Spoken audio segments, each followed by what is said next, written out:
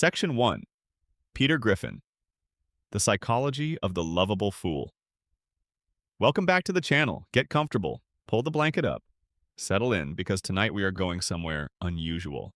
We are going to sit down in a quiet room, lower the lights, and do something that nobody ever really does when they watch this particular show. We are going to think carefully. We are going to think slowly and with genuine curiosity about what is actually going on inside the minds of one of the most chaotic, strange, and quietly heartbreaking families ever put on television. We are going to talk about the Griffins. Now, if you have spent any real time with this show, you already know the family. You know Peter. You know Lois. You know Brian, Stewie, Meg, and Chris. You have laughed at them, rolled your eyes at them, maybe even yelled at your screen because of something Peter said or did. But tonight we are not here to laugh. We are not here to argue. We are here to sit with these characters the way a psychologist would. We are here to look underneath the jokes, underneath the cutaways and the chaos, and ask the question that the show itself almost never asks. What is actually wrong with these people? And more importantly, where did it come from? Because the truth is, when you look at the Griffins through a clinical lens, they stop being funny in the way you expect. They become something else entirely. They become recognizable. They become deeply, uncomfortably human. And that recognition, that slow creeping sense that you have met these people before, maybe even inside your own family, is what we are here to sit with tonight. So let us begin where any good analysis must begin. Let us begin with the man at the center of the whole machine. The dad. The husband. The guy with the beer can and the remote control and the seemingly bottomless well of impulsivity. Let us begin with Peter Griffin. Peter Griffin is, on the surface, one of the most recognizable archetypes in all of American comedy. The bumbling father figure. The lovable idiot who means well but constantly makes everything worse. We have seen versions of this character for decades, in sitcoms, in cartoons, in novels, in theater. The hapless man-child who somehow maintains a wife, a job, and a household even though everything he does suggests he should not be trusted to operate a microwave without supervision. It is a familiar shape, but familiarity can be deceiving. When you sit with Peter Griffin the way a clinician would, you stop seeing a funny cartoon dad and you start seeing something with much more texture to it. You start seeing a man who exhibits what psychologists call arrested development, a term that refers not to the show, but to the genuine psychological phenomenon where a person's emotional and social maturity stops progressing at a certain point, usually due to some form of early relational trauma or chronic emotional neglect. And the person continues to function in the world from that frozen emotional age, even as their body ages and their circumstances grow more complex. Peter, at his core, operates emotionally somewhere between the ages of about 8 and 12. Not because he is unintelligent, though the show increasingly suggests he is, but because somewhere in his developmental history, something interrupted the normal process of maturation. The curiosity, the impulsivity, the inability to tolerate delayed gratification, the fixation on immediate pleasure, the apparent inability to conceptualize how his actions affect the people around him, the tendency to tantrum when things do not go his way, the desperate need for his peers to admire and validate him. All of these are not just character quirks for comedic effect. They are the behavioral signatures of someone whose emotional growth was arrested somewhere in early childhood, and who never received the support, the modeling, or the therapeutic intervention needed to continue developing past that point. Now, what causes arrested development? The clinical literature is rich with answers to that question, and most of them circle around the same few themes. Early trauma is a major factor. So is chronic emotional neglect, which is not the dramatic abuse you see in crime documentaries, but the quieter, more pervasive experience of growing up in an environment where your emotional needs were consistently unmet. Not because your parents were monsters necessarily, but because they were emotionally unavailable, or overwhelmed, or struggling with their own unprocessed pain.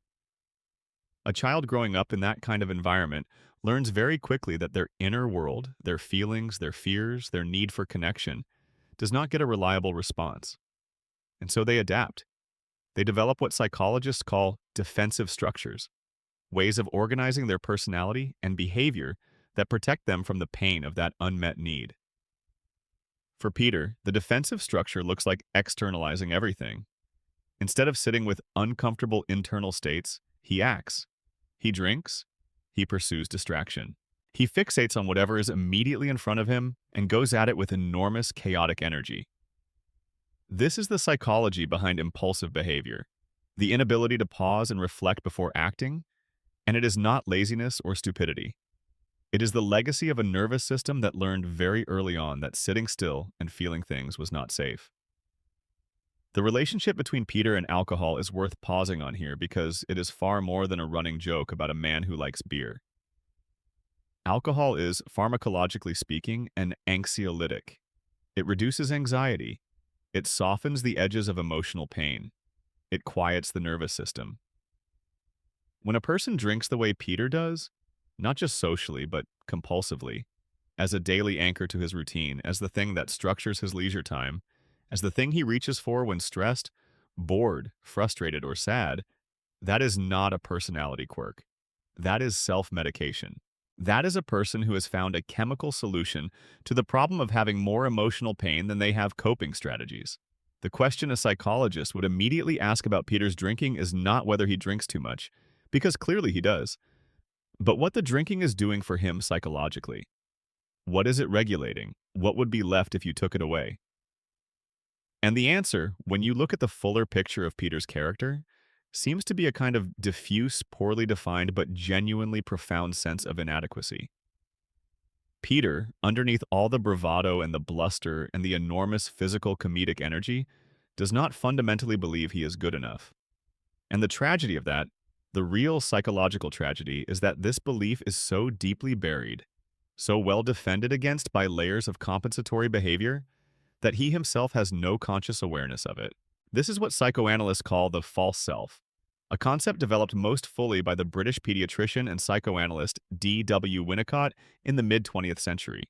Winnicott described the false self as a kind of social mask that develops in early childhood when an infant or young child learns that their authentic emotional expression does not receive adequate response from their environment.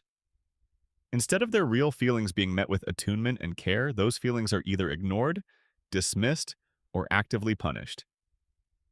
So the child adapts. They develop a surface self, a performed version of who they are that is designed to get needs met from the environment. This surface self is the Peter everyone sees, the loud, funny, spontaneous force of nature who is always in motion, always performing, always making the room react to him.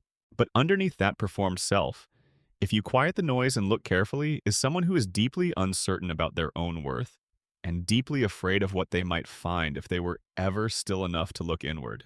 Peter's relationship with his father, Francis Griffin, who appears in various episodes and is portrayed as a Yamad, critical, religiously rigid Irish Catholic man, provides critical context for all of this. Francis is stern. He is not warm. He does not offer Peter the kind of unconditional positive regard that developmental psychology identifies as essential for healthy self-concept formation. Instead, Francis offers conditional acceptance at best, criticism and disappointment at worst. Growing up with a parent like that does not just hurt. It shapes the architecture of the self. It teaches the child that love and acceptance are contingent on performance, on being a certain way, on meeting expectations. And when a child cannot meet those expectations, which Peter, with his impulsive and chaotic nature, would have found nearly impossible to do on a consistent basis, they internalize the failure. They become the failure. They stop experiencing themselves as someone who occasionally does the wrong thing and start experiencing themselves as someone who is fundamentally wrong. The compensatory grandiosity that Peter displays throughout the show is the psychological response to exactly this kind of early wounding. Researchers in personality psychology have documented this pattern extensively. When a child grows up receiving the message that they are not enough, one possible adaptive response is to develop a compensatory self-image that is dramatically inflated. A defense against the shame of inadequacy. I am not weak. I am actually incredibly powerful. I am not worthless. I am actually the most important person in every room I enter. This is the grandiosity you see in Peter's constant and often completely delusional belief that he is capable of things far beyond his actual abilities. It is not confidence. True confidence has humility built into it.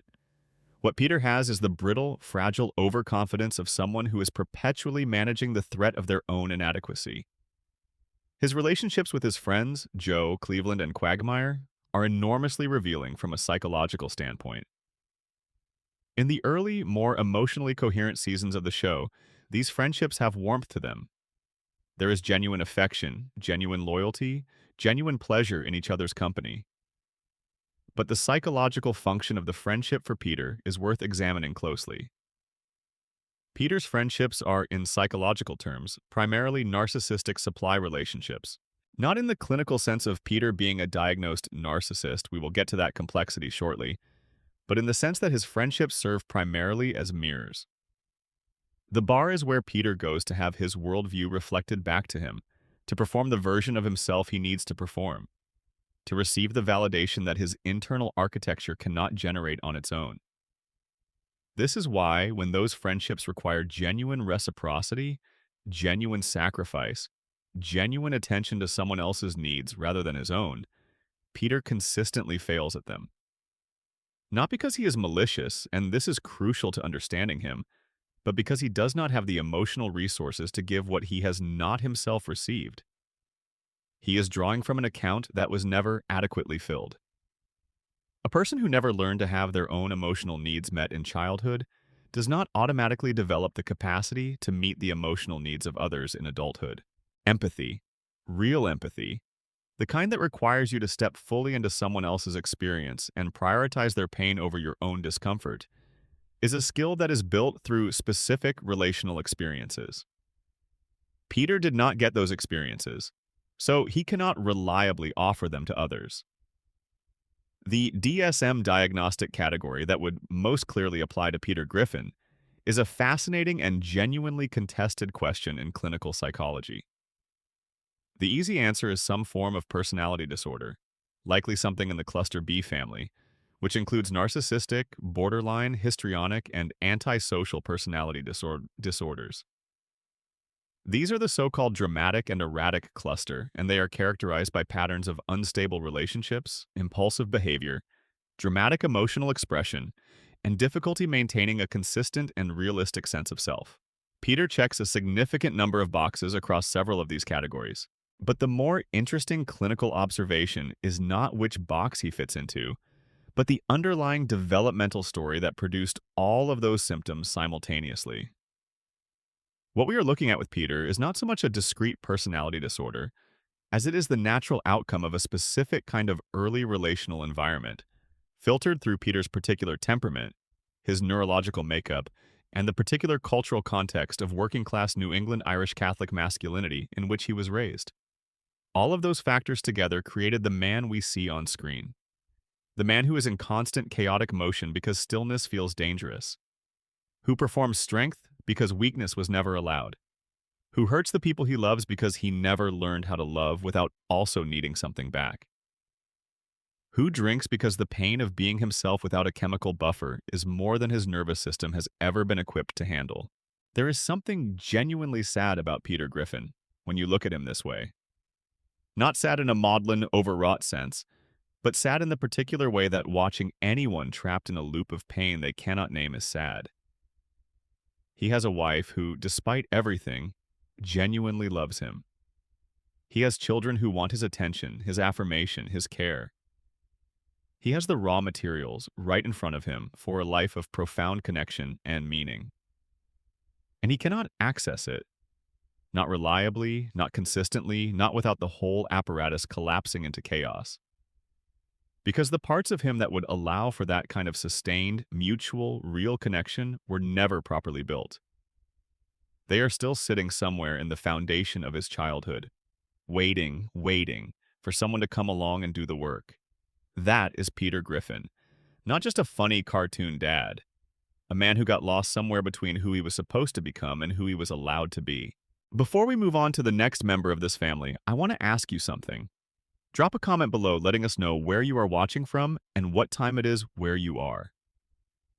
It genuinely means a lot to see this community gather from all over the world. And if you have not already, please hit subscribe. It costs nothing, and it helps us keep making these long, slow, deep dives that seem to find the people who need them. Now, settle back in. We have got a long, quiet night ahead of us. Section 2. Peter Griffin. Trauma, Rage, and the Architecture of a Broken Father. We ended the last section with Peter Griffin as a man in pain, a man whose emotional architecture was built on a foundation of inadequacy, compensatory grandiosity, and the particular silence of a father who never told him, clearly and without condition, that he was enough. But there is a second, darker layer to Peter's psychology that we need to sit with before we move on, and it concerns the question of rage. Because Peter is not just impulsive and emotionally immature, he is, at his worst, genuinely destructive.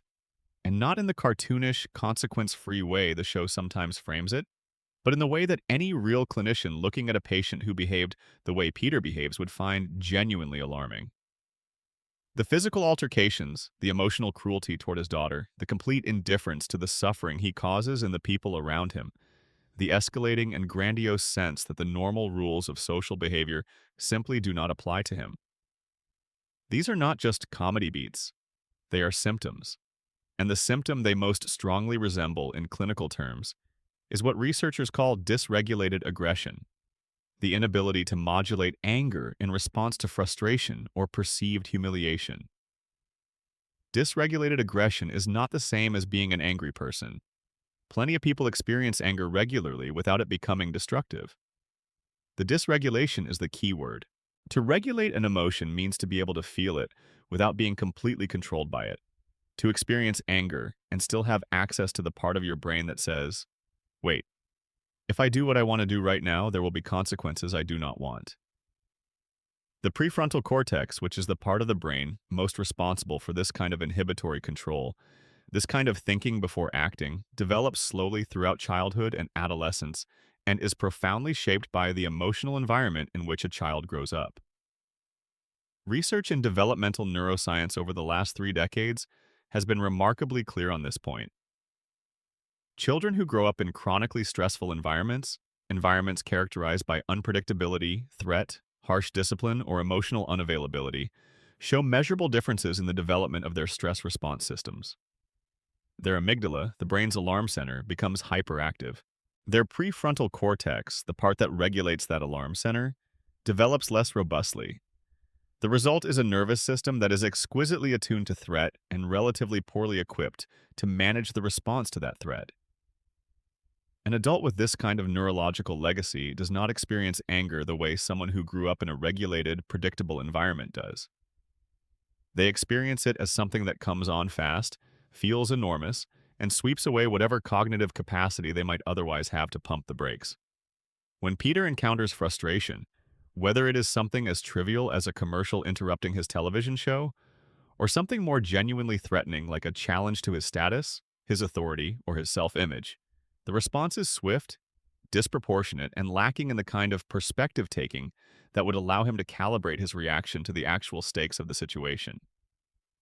This is textbook dysregulated aggression, and it maps with precision onto the kind of childhood that Francis Griffin's cold, critical, rigidly disciplinarian parenting would have produced.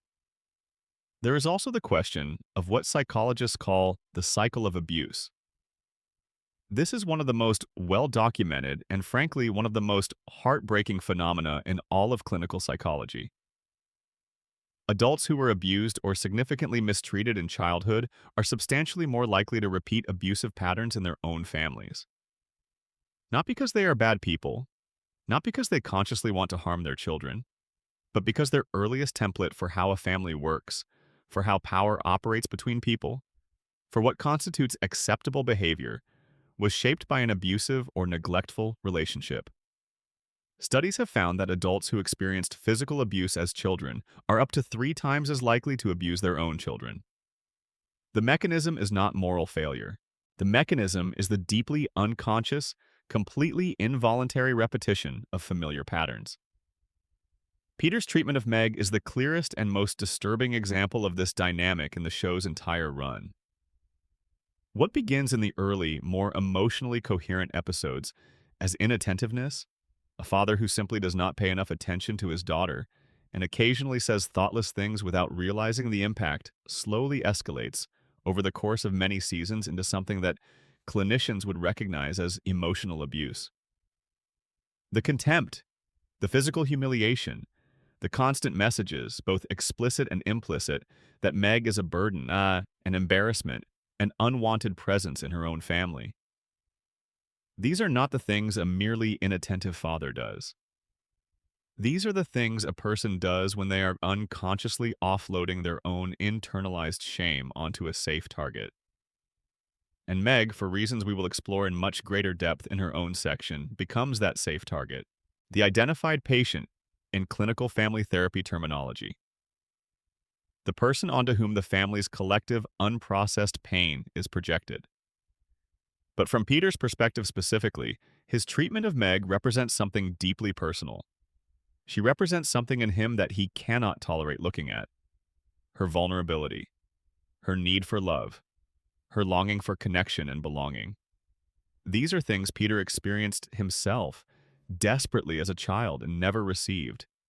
And instead of being able to look at Meg's vulnerability with compassion, the way a psychologically healthy parent would, he responds to it with contempt, because her need mirrors his own, and his own need, the need that Francis Griffin never adequately met, is the thing he has spent his entire adult life running from. This is what psychoanalysts call projective identification, a concept originally developed by the psychoanalyst Melanie Klein and later elaborated extensively by Wilfred Bion and other members of the British Object Relations School. Projective identification is not just projection, which is the relatively simple process of attributing to someone else a quality you cannot accept in yourself. Projective identification is more active, more interpersonal, more disturbing. It is the process by which a person not only projects an unwanted part of themselves onto another person, but actually works to make that other person become the thing they have projected. They subtly, through their behavior and their expectations and their treatment of that person, shape that person into the repository of their own rejected inner experience. When Peter treats Meg as worthless, when he communicates through every interaction, every eye roll, every absent-minded cruelty, that she is lesser, that she does not matter, that her feelings are not relevant, he is not just reflecting his own internalized worthlessness back at her. He is actively constructing her as the person who contains what he cannot bear to own in himself. Her suffering becomes his defense mechanism. As long as the contempt is flowing outward, toward her, he does not have to feel it flowing inward, toward himself. This is clinical psychology at its most uncomfortable, because it means that Peter's cruelty to Meg is not random. It is not even, in the strictest sense, personal. It is structural. It is a symptom of his own unprocessed early trauma finding its way into the next generation, which is exactly what the research on intergenerational trauma would predict. The pain that was done to Peter, the messages he received about his own inadequacy, the emotional scarcity he grew up in, do not disappear just because he grew up and had his own family. They travel forward, they find new hosts. And until someone in the system develops enough awareness and enough support to consciously interrupt the pattern, they keep repeating. Peter's relationship with Lois is another rich text for this kind of analysis. At its best in the show's early seasons, their relationship has genuine warmth. There is affection. There is loyalty. There is even occasional real intimacy. But the psychological dynamic at the foundation of that relationship is, clinically speaking, quite troubled. Lois is functionally a caretaker, not just of the children, but of Peter. She manages his impulsivity, apologizes for his behavior, explains him to the world, keeps the household from complete collapse. In psychological terms, she is the overfunctioner to his underfunctioner, a pattern that Murray Bowen, one of the founders of family systems therapy, identified as one of the core organizing dynamics of chronically dysfunctional family systems. The overfunctioner-underfunctioner dynamic is self-reinforcing and progressively destabilizing. The more Lois manages and compensates and protects Peter from the consequences of his behavior, the less motivation Peter has to develop the self-regulatory capacities he lacks. The more she underfunctions by taking responsibility that is not hers, the more he overfunctions in his childlike demand for her attention and management. This is a systemic dynamic, not a personal failing of either party. It is what the system produces when you put this particular pairing together. But it is, from a therapeutic standpoint, one of the primary things that would need to change before either of them could develop in a healthier direction. Peter's core wound, to bring this section toward its close, is the wound of conditional love. The childhood experience of learning that you are only acceptable when you perform in a certain way. That your natural self, impulsive, curious, exuberant, chaotic, is a problem to be managed rather than a person to be loved. This wound does not announce itself. It does not show up on a brain scan. It shows up in a man who drinks too much and laughs too loud and cannot stop moving long enough to feel the people who are standing right beside him trying to love him. It shows up in a daughter who is systematically destroyed by the very person whose job it was to help her feel safe in the world. It shows up in a marriage that is equal parts genuine love and compulsive dysfunction. Peter Griffin is not just a funny character. He is the downstream consequence of a father who never learned to make his son feel seen. And the tragedy is that without help, without conscious intervention, without someone or something breaking the cycle, he will pass that consequence on in exactly the same shape to the next generation. Section 3. Lois Griffin, the martyr complex and the hidden self. Let us move now from the loudest person in the house to perhaps the most psychologically complex one. Because while Peter takes up enormous amounts of visual and emotional space, while he demands attention and generates chaos, and fills every room he enters with his particular brand of impulsive noise, there is an argument to be made that the most layered, the most genuinely interesting, and in some ways the most tragic psychological portrait in this family belongs to his wife. Lois Griffin, née Pewterschmidt, is on the surface an extremely competent woman. She is organized, intelligent, patient to a degree that borders on the medically inexplicable, musically talented, warm toward her children in a way that Peter simply cannot sustain, and capable of holding together a household that, by any reasonable assessment, should have collapsed under the weight of its own dysfunction years ago. She plays piano. She mediates conflicts. She apologizes for her husband. She makes the dinners and attends the school meetings and does all the invisible labor that keeps a family like this one from simply dissolving into chaos. She is, by the standard metrics of functional domestic life, an impressive person. But here is what a psychologist notices when they look at Lois Griffin. Not what she does, but what she does not do. What she never does. What she has apparently never learned to do. Lois Griffin almost never prioritizes herself. She almost never expresses her own needs in a way that requires them to actually be met. She sacrifices her own comfort, her own desires, her own sense of self, constantly and reflexively, in service of a family system that, in the majority of its iterations, is not actually reciprocating that sacrifice in any meaningful way. And she does it without complaint. Not because she is a saint, but because, for Lois, self-sacrifice is not a virtue she has chosen. It is the only way she knows how to be. This is the psychological profile of what clinicians call a codependent martyr. The term codependency has been somewhat diluted through popular usage, turned into a catch-all for any relationship with unhealthy elements. But in its clinical formulation, codependency refers to a specific pattern of relational functioning in which a person's sense of self-worth, identity, and psychological stability are organized almost entirely around their capacity to meet the needs of others. The codependent person does not have a robust, independent self to return to. They are only real, only visible, only valuable when they are being needed. Remove the need and they do not know who they are. The martyr dimension adds a specific flavor to this pattern. The codependent martyr is not just someone who takes care of others at their own expense. They are someone who has organized their suffering into a kind of identity. Their sacrifices are not neutral. They are meaningful. They are the proof of their worth. Look at all I do. Look at how much I give. Look at how little I receive in return and how I endure anyway. This is not consciously manipulative in most cases. It is the unconscious logic of a person who learned very early in life that love is something you earn through performance and sacrifice and who has been auditioning for it ever since. Where does this come from for Lois? The answer lies, as it almost always does, in the family of origin. And in Lois's case, the family of origin is genuinely extraordinary, psychologically speaking. Because Lois grew up Pewterschmidt. She grew up in one of the wealthiest families in Rhode Island. Her father, Carter Pewterschmidt, is a man of enormous wealth, enormous ego, and almost no genuine emotional availability. He is the kind of patriarch who buys things and commands things and dispenses approval and disapproval with the casual authority of someone who has never had to consider what other people's internal experiences feel like. He does not ask. He does not wonder. He expects. And when his expectations are met, he is satisfied. And when they are not, he is cold, cutting, and withholding in a way that communicates absolute contempt. Growing up as Carter Pewterschmidt's daughter would have been psychologically complex in a very particular way. Because the wealth means that material needs are always met. There is no deprivation in the conventional sense, no hunger, no insecurity, no fear about whether the rent will be paid.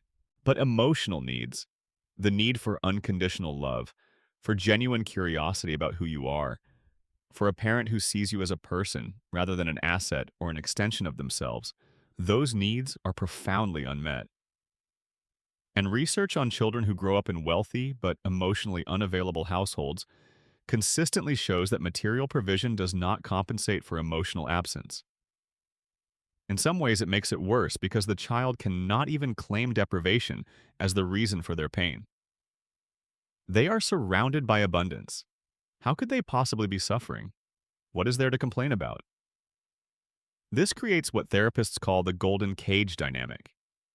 The physical environment is beautiful, privileged, secure.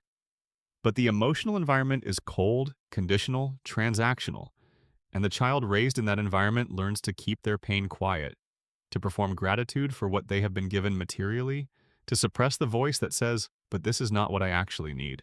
Lois learned this lesson thoroughly. She learned to be good, to be accomplished, to be agreeable, to meet her father's high standards not because she genuinely wished to, but because the alternative, his withholding coldness, was simply unbearable.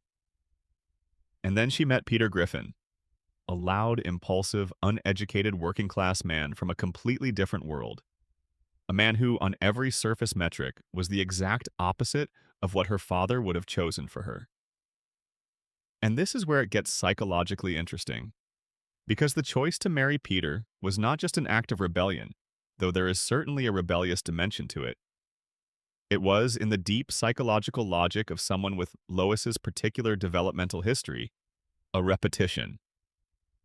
She chose, without consciously knowing she was doing so, a partner who would replicate the essential emotional dynamic of her childhood.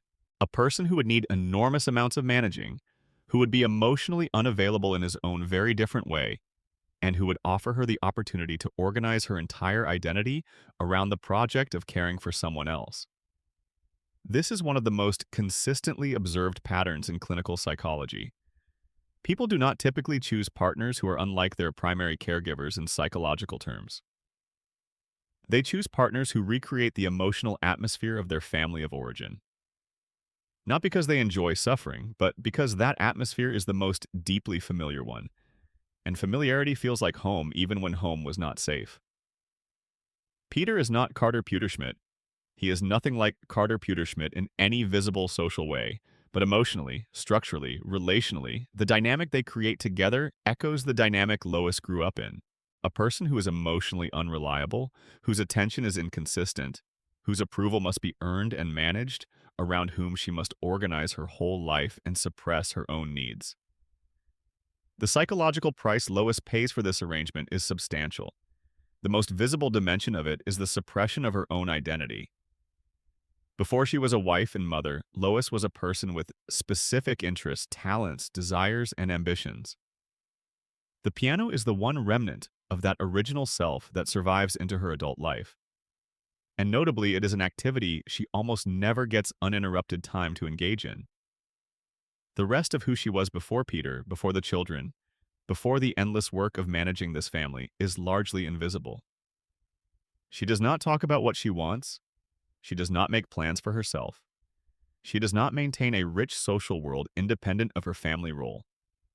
Herself has been almost entirely subsumed into her function.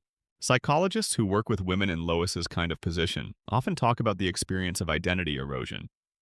This is the gradual, often imperceptible process by which a person's sense of who they are as an individual separate from their roles, separate from their relationships, separate from the demands placed on them by others, becomes thinner and less distinct over time.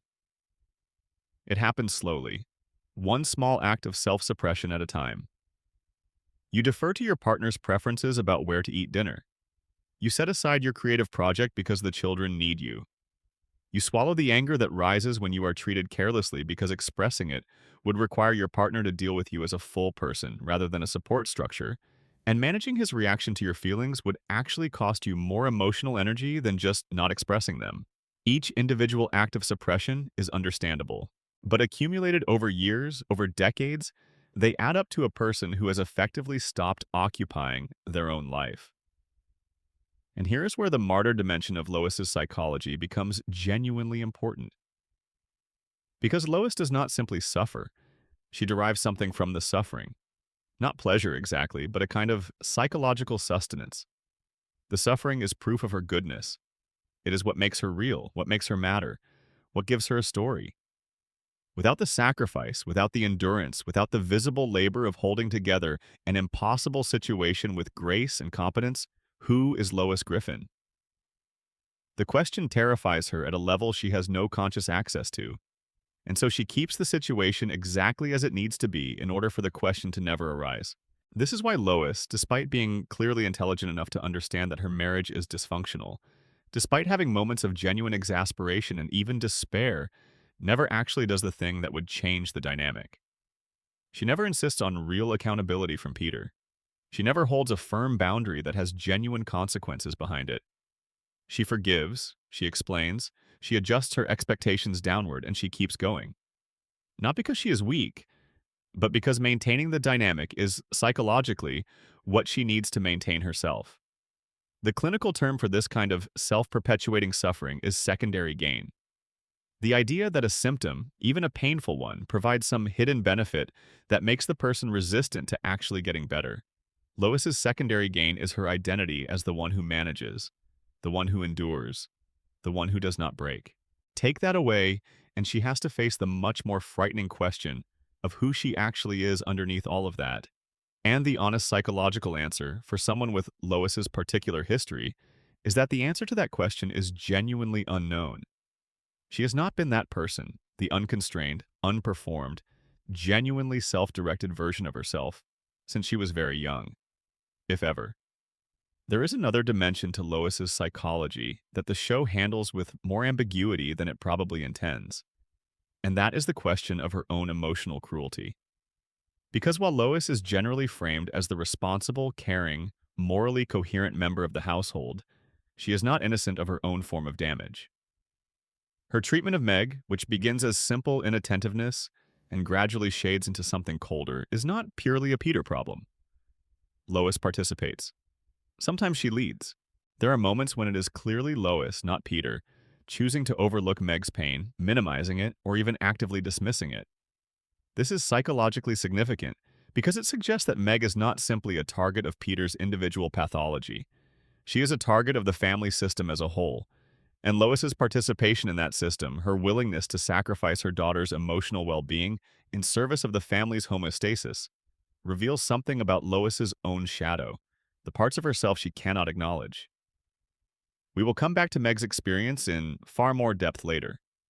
But for now, it is enough to note that Lois's psychological limitations are not just about what she has given up. They are also about what she has refused to see. And in a family where seeing clearly is genuinely costly, the things that go unseen tend to be the things that cause the most damage. Section 4. Brian Griffin. Intellectual pretension as a psychological shield. There is a particular kind of person that most of us have encountered at some point in our lives. You might have met them at a dinner party, or in a university seminar room, or at a gathering of people who consider themselves interesting and educated and above the mediocrity of the ordinary world. This person talks beautifully. They have opinions about literature and politics and cinema that they share with a kind of confident fluency that is genuinely impressive until you start to notice something. The more you listen, the more you realize that the fluency is a performance. The references are real enough, but they are deployed rather than offered, used as status markers rather than genuine attempts at connection or inquiry. The intelligence is not fake exactly, but it is being used for something other than understanding. It is being used as armor. Brian Griffin is this person. And the psychology of Brian Griffin, when you look at it clearly, and without the softening lens of affection for the character, is the psychology of a person who has organized their entire identity around the performance of intellectual and moral superiority as a defense against a very specific and very painful inner truth. Which is that Brian Griffin is, in a deep and unexamined way, not who he presents himself to be. And part of him has always known it. Let us start with what the show tells us about Brian's basic situation. He is a douai, not a metaphorical dog.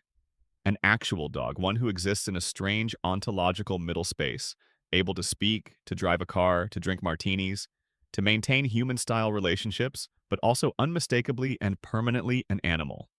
An animal who lives by choice as a dependent in the home of a family he did not create. He does not have an income. He does not have a home he owns.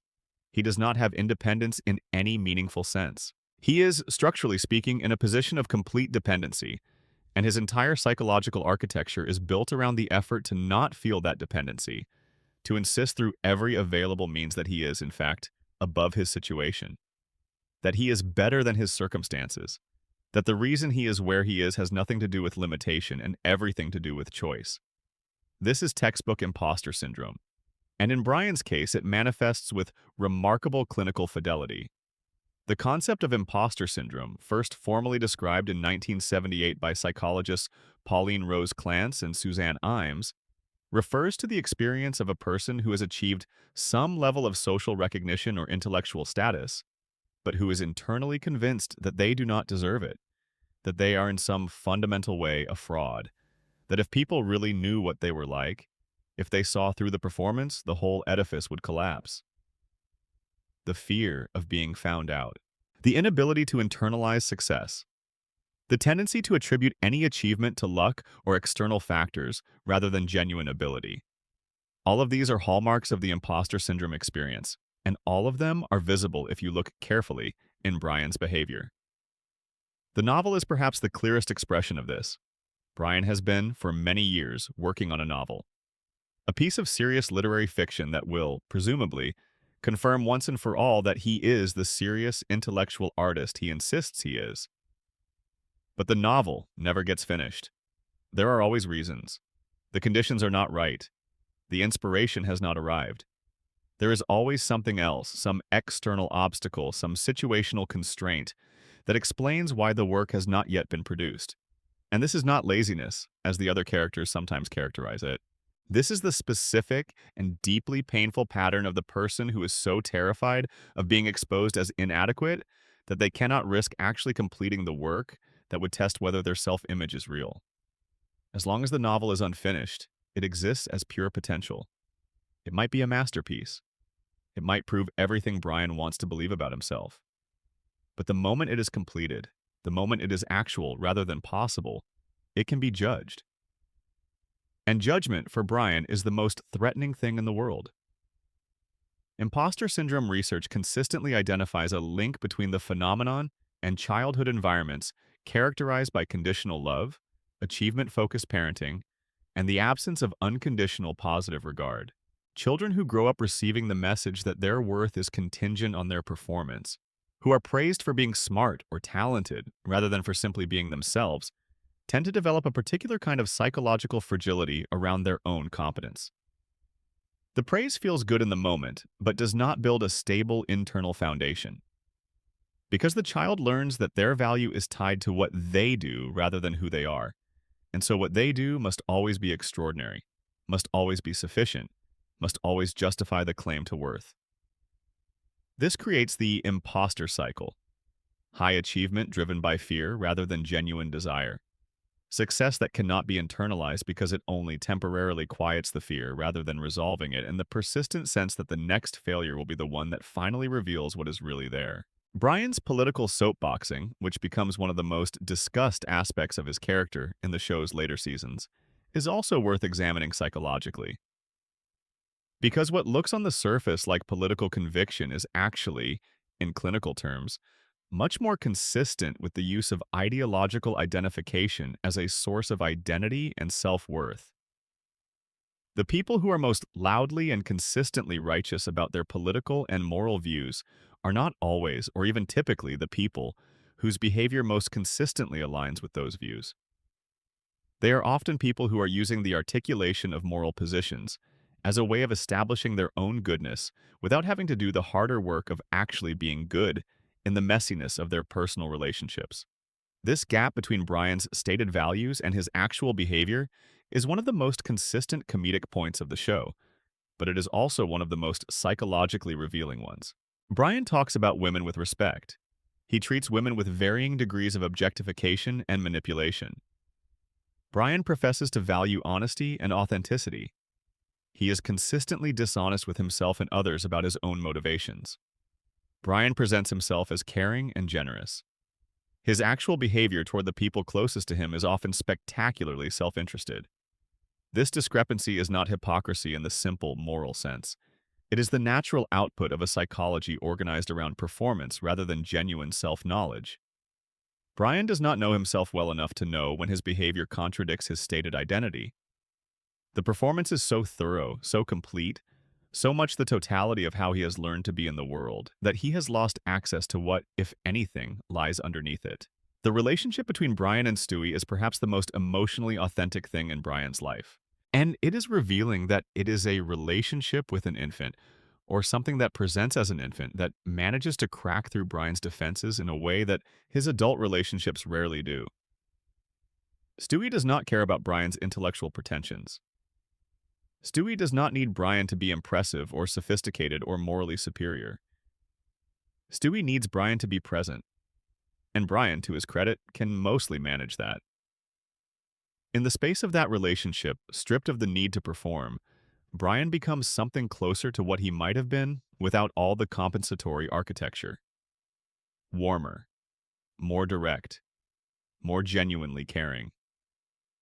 The road to episodes, where Brian and Stewie travel together, are often the emotional high points of the entire series, because they are the episodes where Brian is most allowed to just be, rather than to perform being.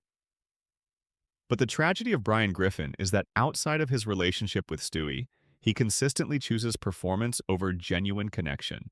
He chooses the kind of relationship in which he can maintain the fiction of his superiority, the woman who is impressed by him, the social circle that reflects his intellectual self-image, rather than the kinds of relationships that would require him to be known. Because to be known is to risk being found out. And that risk is, for Brian, more than his psychology can safely bear. What Brian needs, in a therapeutic sense, is not what the show typically gives him. He does not need someone else to call him out on his hypocrisy, as Quagmire famously does. That kind of confrontation, while cathartic for the audience, does not actually produce change in people with this profile. What Brian needs is a relational environment in which it is safe to be inadequate. A space in which his genuine self, not the polished, articulate, morally superior self he performs, but the frightened, insecure, dependent, unfinished self underneath, can be seen without being immediately destroyed. That kind of acceptance is what builds a real self. And it is the thing Brian has never, as far as the show reveals, been able to find. Section 5. Stewie Griffin. The infant mind behind the villain. There is an argument to be made that Stewie Griffin is the single most psychologically interesting character in the show's entire history. Not because his psychology is the most realistic, it manifestly is not, but because the exaggerated, almost cartoonishly extreme nature of his original characterization gives us unusually clear access to a set of psychological dynamics that in real life are far more subtle and deeply buried. Stewie is, in his original form, a walking, talking illustration of what the psychoanalytic tradition has always maintained about the inner world of very young children. which is that it is far more violent, more aggressive, more complex, and more morally turbulent than adults typically allow themselves to believe. The psychoanalyst Melanie Klein, working in the first half of the 20th century, made a series of observations about infant psychology that were, at the time, considered by many of her colleagues to be quite extreme. Klein proposed that from the earliest weeks and months of life, infants are not the blank, peaceful, passive creatures that the dominant view of her era imagined.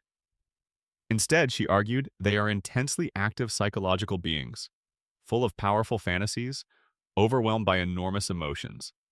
They have no capacity to regulate and deeply engaged in a primitive but genuine struggle between forces they experience as fundamentally good and fundamentally bad. In Klein's theoretical framework, the infant relates to the world through what she called the paranoid schizoid position. In this developmental mode, the infant's psyche is organized around a fundamental split. Things are either completely good or completely bad. The mother's breast, to use Klein's central example, is either the perfect good object when it is present and nurturing, or the terrifyingly persecutory bad object when it is absent or frustrating. The infant has not yet developed the psychological capacity to hold both experiences simultaneously, to understand that the same object or person can be both satisfying and frustrating, both loving and temporarily unavailable. Everything is all or nothing. Everything is wonderful or threatening. Stewie Griffin, in his original characterization, is essentially Klein's model infant, rendered in visible, audible, three-dimensional form. The murderous rage toward his mother, the grandiose plans for world domination, the binary thinking, the paranoid vigilance about threats, the enormous explosive emotional reactions, the complete inability to tolerate frustration. These are not just comedy bits. They are an almost eerily accurate dramatization of what Klein would describe as the normal emotional life of an infant who has not yet made the psychological transition from the paranoid schizoid position to what she called the depressive position. The more mature developmental mode in which the child begins to recognize that the people they love are whole people, capable of both love and frustration, both nourishment and limitation. The genius of the early Stewie characterization is the comic contrast it creates between the infant's exterior, the small body, the diaper, the high chair, the utter helplessness in terms of physical competence in the world, and his interior, which is a roiling storm of Kleinian paranoid schizoid energy. He is trapped in a body that cannot do anything but full of a psyche that wants to do everything. And the gap between those two realities is the engine of his comedy. But Klein's framework gives us something more than just a way to appreciate the joke. It gives us a way to understand what Stewie's psychological trajectory across the show's many seasons actually represents, and why so many viewers experienced the transition from evil genius baby to softer, more emotionally available Stewie as a genuine loss. Because in Kleinian terms, what the show did to Stewie over time is essentially accelerate his psychological development. The original Stewie is stuck, by design and by comedic necessity, in the paranoid schizoid position. He is all aggression, all grandiosity, all explosive reaction, all fantasy. But the later Stewie is someone who has begun making the transition to the depressive position. He has begun to recognize the full humanity of the people around him. He has begun to feel concern for the people he loves. He has begun to experience guilt, genuine relational guilt rather than the paranoid fear of retaliation that characterizes the earlier mode. His friendship with Brian is, in Kleinian terms, a depressive position relationship. It requires him to care about someone other than himself. It requires him to mourn when Brian is hurt, to sacrifice when Brian needs him, to recognize Brian's separateness and otherness as real and valuable rather than threatening. This development is, in purely developmental psychology terms, progress. The depressive position is a more mature mode of relating. It is the developmental achievement that makes genuine love possible.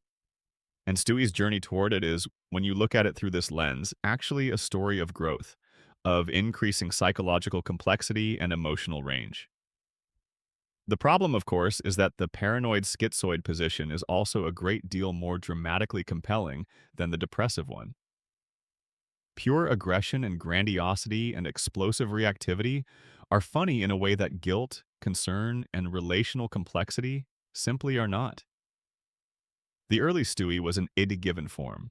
The later Stewie is something closer to a person. And persons, complicated, conflicted, self-doubting persons, are less immediately spectacular than homicidal infants. There is also the question of Stewie's developing sexuality and gender identity, which the show handles with varying degrees of sensitivity and intentionality over its many seasons. The hints about Stewie's interest in men, the cross-dressing, the fluid gender expression, these emerge gradually and eventually become a dominant feature of his characterization. From a psychological standpoint, this developmental thread is interesting for several reasons. First, the fact that these questions of identity and desire emerge in the context of a character who is technically an infant is a rich source of discomfort that the show mostly plays for laughs without ever really sitting with the deeper strangeness of it. What does it mean for an infant to have a sexual or romantic identity? The show's answer implicitly is that Stewie is not really a baby in any developmental sense, that he is better understood as a small person who happens to be physically infant-sized, and that his psychology and experience should be read as analogous to that of a child or young adolescent grappling with questions of identity and belonging. Read through that lens, Stewie's struggles with identity make a great deal of psychological sense. The shift from the external, grandiose, world domination orientation of the early character to the internal, relational, identity-focused orientation of the later one mirrors a very well-documented developmental transition. The shift from the external performances of early childhood, who I appear to be in the world, to the internal questions of adolescence, who I actually am inside. And for a character like Stewie, who is in many ways the most emotionally intelligent and self-aware member of his family, the internal questions, when he finally allows himself to approach them, are genuinely complex and genuinely interesting.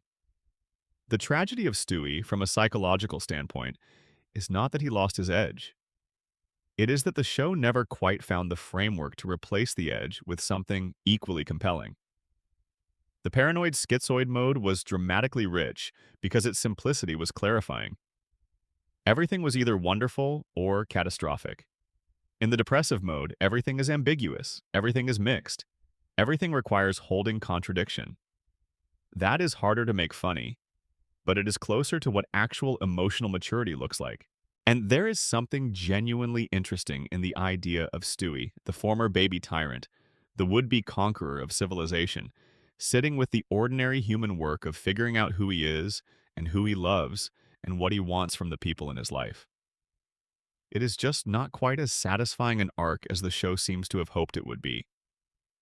What is psychologically certain is this: whether in his original villainous form or his later, softer incarnation, Stewie Griffin has always been the show's most direct window into the emotional life of early childhood. The rage and the grandiosity of the early Stewie are not unfamiliar to anyone who has spent time with very young children. They are just usually expressed at a volume and with a vocabulary that adults can dismiss as adorable rather than recognize as genuinely significant. Stewie turned the volume up. He gave the infant boy interior a language.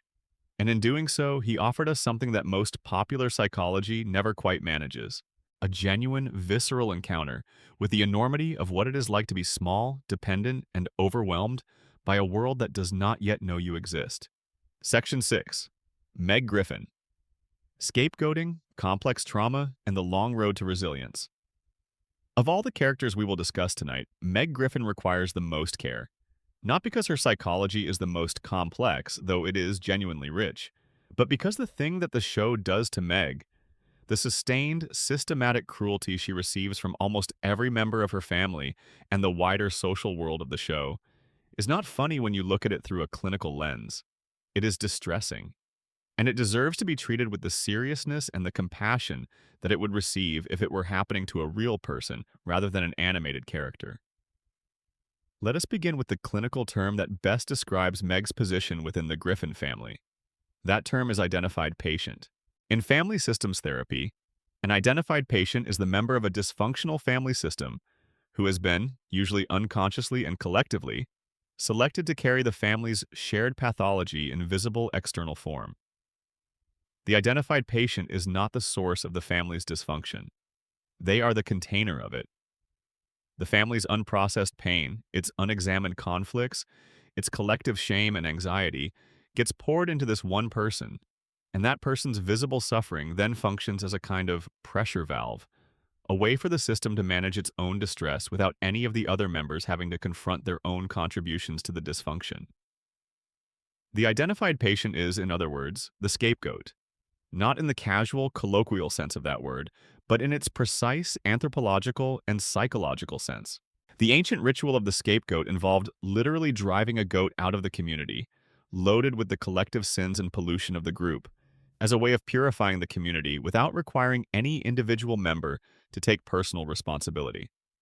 The identified patient in a dysfunctional family serves exactly this function. By collectively organizing around their supposed deficiency, their supposed ugliness or stupidity or unworthiness, the rest of the family can maintain the fiction that the problem is localized in that one person, rather than distributed throughout the system.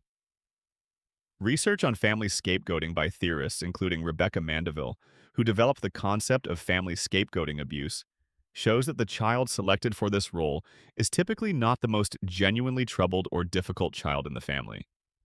They are typically, counterintuitively, the most sensitive, the most emotionally perceptive, the most willing to name uncomfortable truths. They are selected precisely because their honesty and their emotional responsiveness make them a threat to the family's preferred narrative. And by assigning them the role of the identified problem, the family can simultaneously neutralize that threat and use them as a repository for collective shame. Meg, in the early seasons of the show, before her full scapegoat role crystallizes, is indeed the most emotionally normal, the most genuinely ordinary and human member of her family. While her father is a raging, impulsive man-child, while her brother is a delusional infant, while her other brother is a gentle but completely clueless adolescent, while her dog is a performance of sophistication, Meg is simply a teenage girl who wants to belong, who wants to be loved, who wants her parents to be proud of her and her peers to accept her and the world to offer her the basic warmth that any person needs in order to develop into a functional adult. Her needs are not extraordinary. They are not demanding. They are the most baseline human needs imaginable. And the family, rather than meeting those needs, chooses repeatedly and systematically to punish her for having them. The clinical diagnosis that most accurately describes what Meg experiences, particularly in the show's middle seasons when the abuse reaches its most sustained and extreme form, is complex post-traumatic stress disorder, commonly abbreviated as complex PTSD or CPTSD. Unlike standard PTSD, which typically develops in response to a single discrete traumatic event, complex PTSD develops in response to prolonged, repeated trauma, especially trauma that occurs in the context of a relationship from which escape is not possible. The most classic case is a child abused by a caregiver. Because the abuser is also the person the child depends on for survival, because the relationship cannot simply be exited, the trauma has a qualitatively different impact on the developing psyche than it would if it occurred in a less enmeshed context. The hallmarks of complex PTSD include profound disturbances in self-regulation, meaning the person has great difficulty managing their own emotional states. They include alterations in consciousness, including dissociation and feelings of unreality. They include persistent negative beliefs about oneself, the deeply internalized conviction that one is worthless, damaged, fundamentally unlovable. And they include profound difficulties in relationships, including both the desperate need for connection and the inability to trust it when it is offered. Every single one of these markers is visible in Meg's character, particularly in the seasons when her abuse is most intense. The explosive emotional outbursts, the periods of dissociation, the flat effect, the sense that she is going through the motions of life without genuine access to herself, the deeply internalized belief expressed in numerous episodes that she is inherently unworthy, that she deserves the treatment she receives, that there is something fundamentally wrong with her that justifies the contempt of everyone around her. And the attachment ambivalence, the desperate longing for her family's love combined with the learned expectation that love, when it comes, will be withdrawn, conditional, or turned into a weapon. The episode in Season 10 titled Seahorse Seashell Party, which we will discuss in depth in later sections as well, is clinically remarkable for a very specific reason. In that episode, Meg finds her voice. She sits her family down during a storm and does what years of accumulated grievance have been building toward. She tells the truth. She calls out her father for his cruelty, her mother for her passivity, her brother for his participation. She names clearly and specifically what has been done to her and how it has affected her. This is, clinically speaking, exactly what healing from complex PTSD looks like in its early stages. The integration of the traumatic experience into a coherent narrative, the reclamation of agency through the act of speaking, the refusal to continue absorbing the family's pain in silence. And then the episode does something so psychologically devastating that it almost functions as a deliberate, if probably unintentional, illustration of exactly how family scapegoating maintains itself.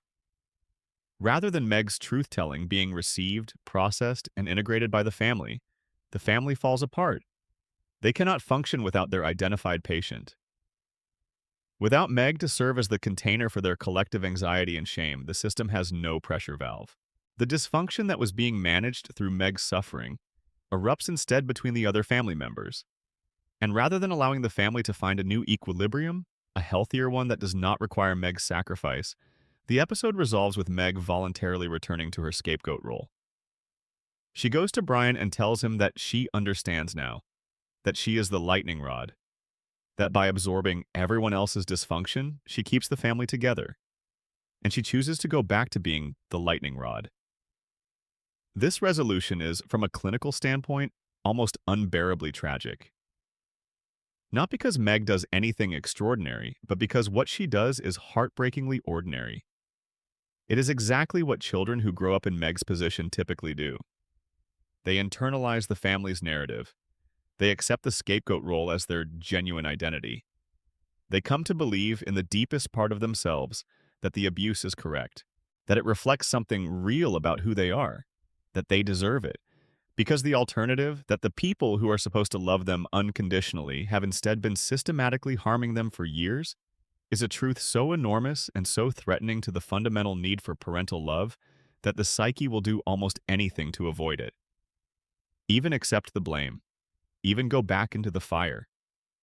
The research on scapegoat recovery, on what it takes for a person who has occupied the identified patient role to actually heal from that experience, is consistent on several points. First, the healing almost always requires some form of external validation. A person outside the family system who sees clearly what has been happening and names it as real, as harmful, as not the identified patient's fault.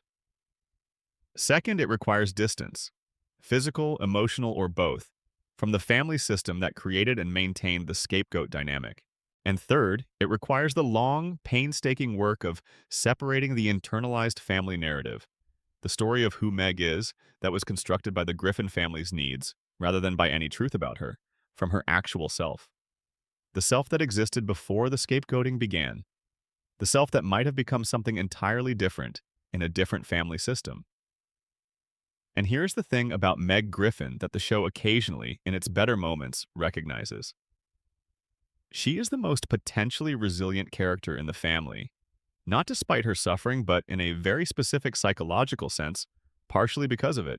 Research on post-traumatic growth, the phenomenon in which people who have survived significant adversity sometimes emerge with capacities for empathy, perspective, and meaning-making that exceed those of people who have not faced comparable challenges, consistently finds that the people most likely to show post-traumatic growth are those who possessed a certain depth of emotional sensitivity and perceptiveness before the trauma occurred. Which is to say, the very qualities that made Meg vulnerable to being selected as the identified patient, her sensitivity, her emotional honesty, her willingness to name uncomfortable realities, are the same qualities that, given the right conditions, make transformation possible. The tragedy is that those conditions are almost never provided within the Griffin household. The moments of genuine growth, the episodes where Meg is treated as a full human being rather than a punchline, are always followed by the inevitable reset. The show cannot, or will not, allow its scapegoat to stop being a scapegoat. Because the scapegoat is too structurally important to the system. If Meg gets better, if she is genuinely seen and valued and allowed to flourish, the whole mechanism of the family's dysfunction would have to shift. And that would require everyone else to do the harder work of facing their own contribution to the problem, which, in the Griffin family, as in most real families, is simply too much to ask. Section 7. Chris Griffin, the overlooked middle and the gentle giant psychology. Chris Griffin is, in many ways, the most psychologically underexplored member of his family. Not because there is nothing interesting happening with Chris, but because the show itself treats him as the least interesting, the least dramatically productive, the one who can be brought on for a joke and then safely set aside without too much consequence. And paradoxically, this very tendency, the tendency to overlook Chris, to treat him as the safe, undemanding middle child, is itself one of the most psychologically significant things the show does, because it mirrors, with almost uncomfortable accuracy, what actually happens to children in Chris's position in real families. Chris occupies a particular structural position in the Griffin family. He is not the oldest child, which is Meg, not the youngest, which is Stewie. He is the middle son, the one who is neither the first experiment in parenting nor the cherished baby. He is the child who slips through the cracks, not because anyone has decided to neglect him, but simply because there are louder, more demanding people on either side of him. Peter is louder. Meg is more visibly troubled. Stewie is the most dramatically compelling. And Brian is, or performs being, the most intellectually substantial. Chris has none of these hooks. He is, by comparison, simply there. Large, good-natured, not particularly organized, not particularly aggressive, capable of genuine warmth and genuine confusion in roughly equal measure. The psychology of the overlooked middle child, or more broadly of any child who occupies the position of benign neglect in their family, is distinct from the psychology of either the clearly favored child or the clearly scapegoated one. It is quieter, less dramatic, less visible. But it is not less significant. Research in developmental psychology on the effects of what is sometimes called ambiguous parental neglect, the experience of receiving adequate physical care but insufficient emotional attention, not through malice but through simple inattentiveness and competing demands, consistently shows specific and measurable impacts on the developing self. Children who grow up receiving adequate but not abundantly attentive parenting tend to develop in one of two broad directions. The first direction is toward what developmental psychologists call the helper self, the child who unconsciously adopts the strategy of being useful, of making themselves necessary, of earning attention and affection through their contribution to others' well-being. The second direction, which more accurately describes Chris, is toward what we might call the contented underdevelopment of the disregarded self. A child who, finding that their emotional world does not generate much response from the environment, essentially stops bringing it to the surface. Who learns to exist somewhat internally, to find satisfaction in small private pleasures, to not make demands, and to interpret the relative absence of conflict or crisis in their life as something close to happiness. Chris is this second type. He is not suffering in the visible, dramatic way that Meg is. He is not compensating in the grand, defensive way that Peter or Brian is. He is simply a person who has learned not to need very much, because needing things and not having them met is a specific kind of pain. And not needing things, or at least not expressing the need, is a way of avoiding that particular pain. This adaptive strategy is not without its costs. The things Chris does not need, or believes he does not need, include consistent academic support, genuine emotional engagement from his parents, help navigating the complicated social landscape of adolescence, and a robust and thoughtful response to his creativity and his humor, both of which are genuine expressions of who he actually is. Chris's relationship with the bizarre voice inside his attic closet, which in the show is portrayed as a literal entity, is worth examining from a psychological standpoint. The attic closet, the hidden and private space as a location for this strange relationship, suggests something about where Chris's interior life actually lives. Not in the family's common spaces, not in the visible social world of school or the neighborhood, but in a private, hidden, somewhat transgressive place that belongs only to him. This is psychologically consistent with the profile of the child who has learned that their inner world does not have a reliable welcome in the family's shared emotional space. Chris's low self-esteem is perhaps the most visible of his psychological features, and it deserves more attention than the show typically gives it. It shows up in his constant self-deprecation, his tendency to agree with others' assessments of his intelligence, even when those assessments are cruel, his relative passivity in the face of social pressure, and his general inability to advocate for himself effectively. But it is worth noting that this low self-esteem is not matched by meanness or aggression. Unlike Peter, whose inadequacy finds expression in explosive outward hostility, Chris's inadequacy turns inward. He absorbs the messages he receives about his own limits quietly and without protest. He does not fight back. He does not project. He simply accepts. This is clinically a significant pattern. The child who internalizes negative messages about their worth without being able to push back against them typically does so because the alternative, pushing back, making demands, insisting that they are worth more than they are being given, has not been modeled for them and does not feel available.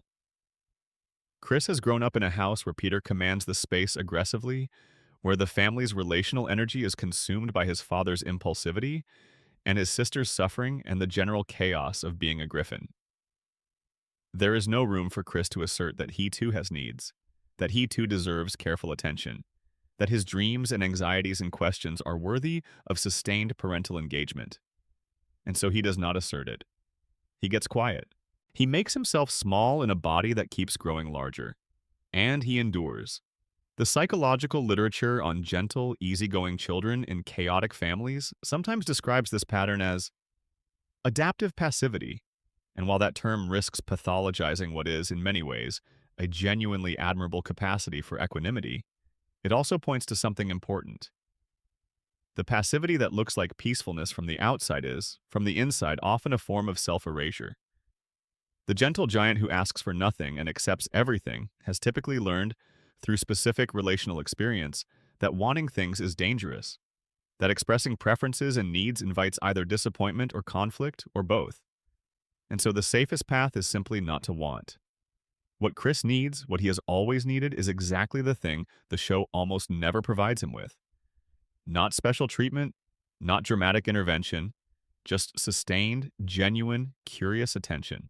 The experience of a parent who looks at him, not through him, and says with real investment, "Tell me who you actually are.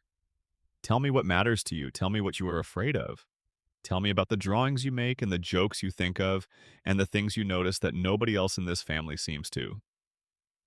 That kind of attention is the developmental nutrient that Chris has been missing from the beginning. And its absence, quiet and invisible as it is, shapes him just as surely as the louder, more obvious deprivations shape everyone else. Section 8. The Griffin Family System. Dysfunction as homeostasis. We have spent the last several sections looking at the Griffin family members one by one, as individuals, as the particular products of their particular histories and their particular psychological architectures. But now it is time to step back, to look at the whole picture from a distance. Because one of the foundational insights of family systems therapy, perhaps its most important and counterintuitive insight, is that understanding individual family members in isolation is not enough. You must understand the system, and the system is greater than, and importantly different from, the sum of its parts. Murray Bowen, one of the founding figures of family systems theory, developed his ideas through years of clinical work with families in which a member had been diagnosed with schizophrenia. What he observed over and over was that when the identified patient, the person with the diagnosis, began to improve through treatment, something strange happened. Other members of the family became more symptomatic. Spouses developed new complaints. Siblings acted out. The family system, which had been organized around the identified patient's illness, resisted the disruption of its equilibrium. It pushed back. It found new ways to maintain its familiar shape. This was Bowen's core insight.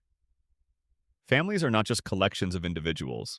They are systems, with their own logic, their own homeostatic mechanisms, their own tendency to return to a familiar equilibrium, even when that equilibrium is painful.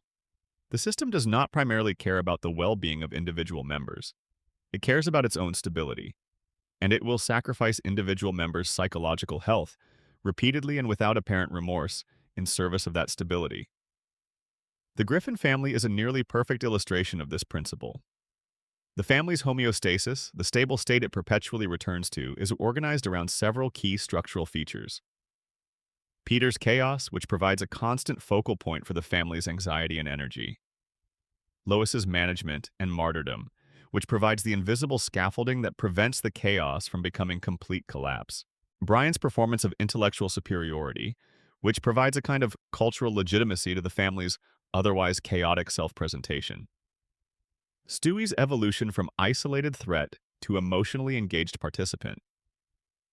And Meg's scapegoating, which provides the crucial pressure valve, the outlet through which the system can release its collective tension without having to examine its own structure. Each of these features is, in systems theory terms, a role. Not a role that was consciously assigned, but a role that emerged organically from the system's needs. And each member of the family has learned, over years, to occupy their role with a kind of unconscious precision. They do it without thinking. They do it even when it hurts them. They do it because the role is what they know how to be, and because stepping outside the role, even briefly, even in the direction of something healthier, produces in the system the same kind of resistance and corrective pressure that Bowen observed in his clinical work. This is why the show's repeated attempts to create meaningful change in individual characters almost always fail.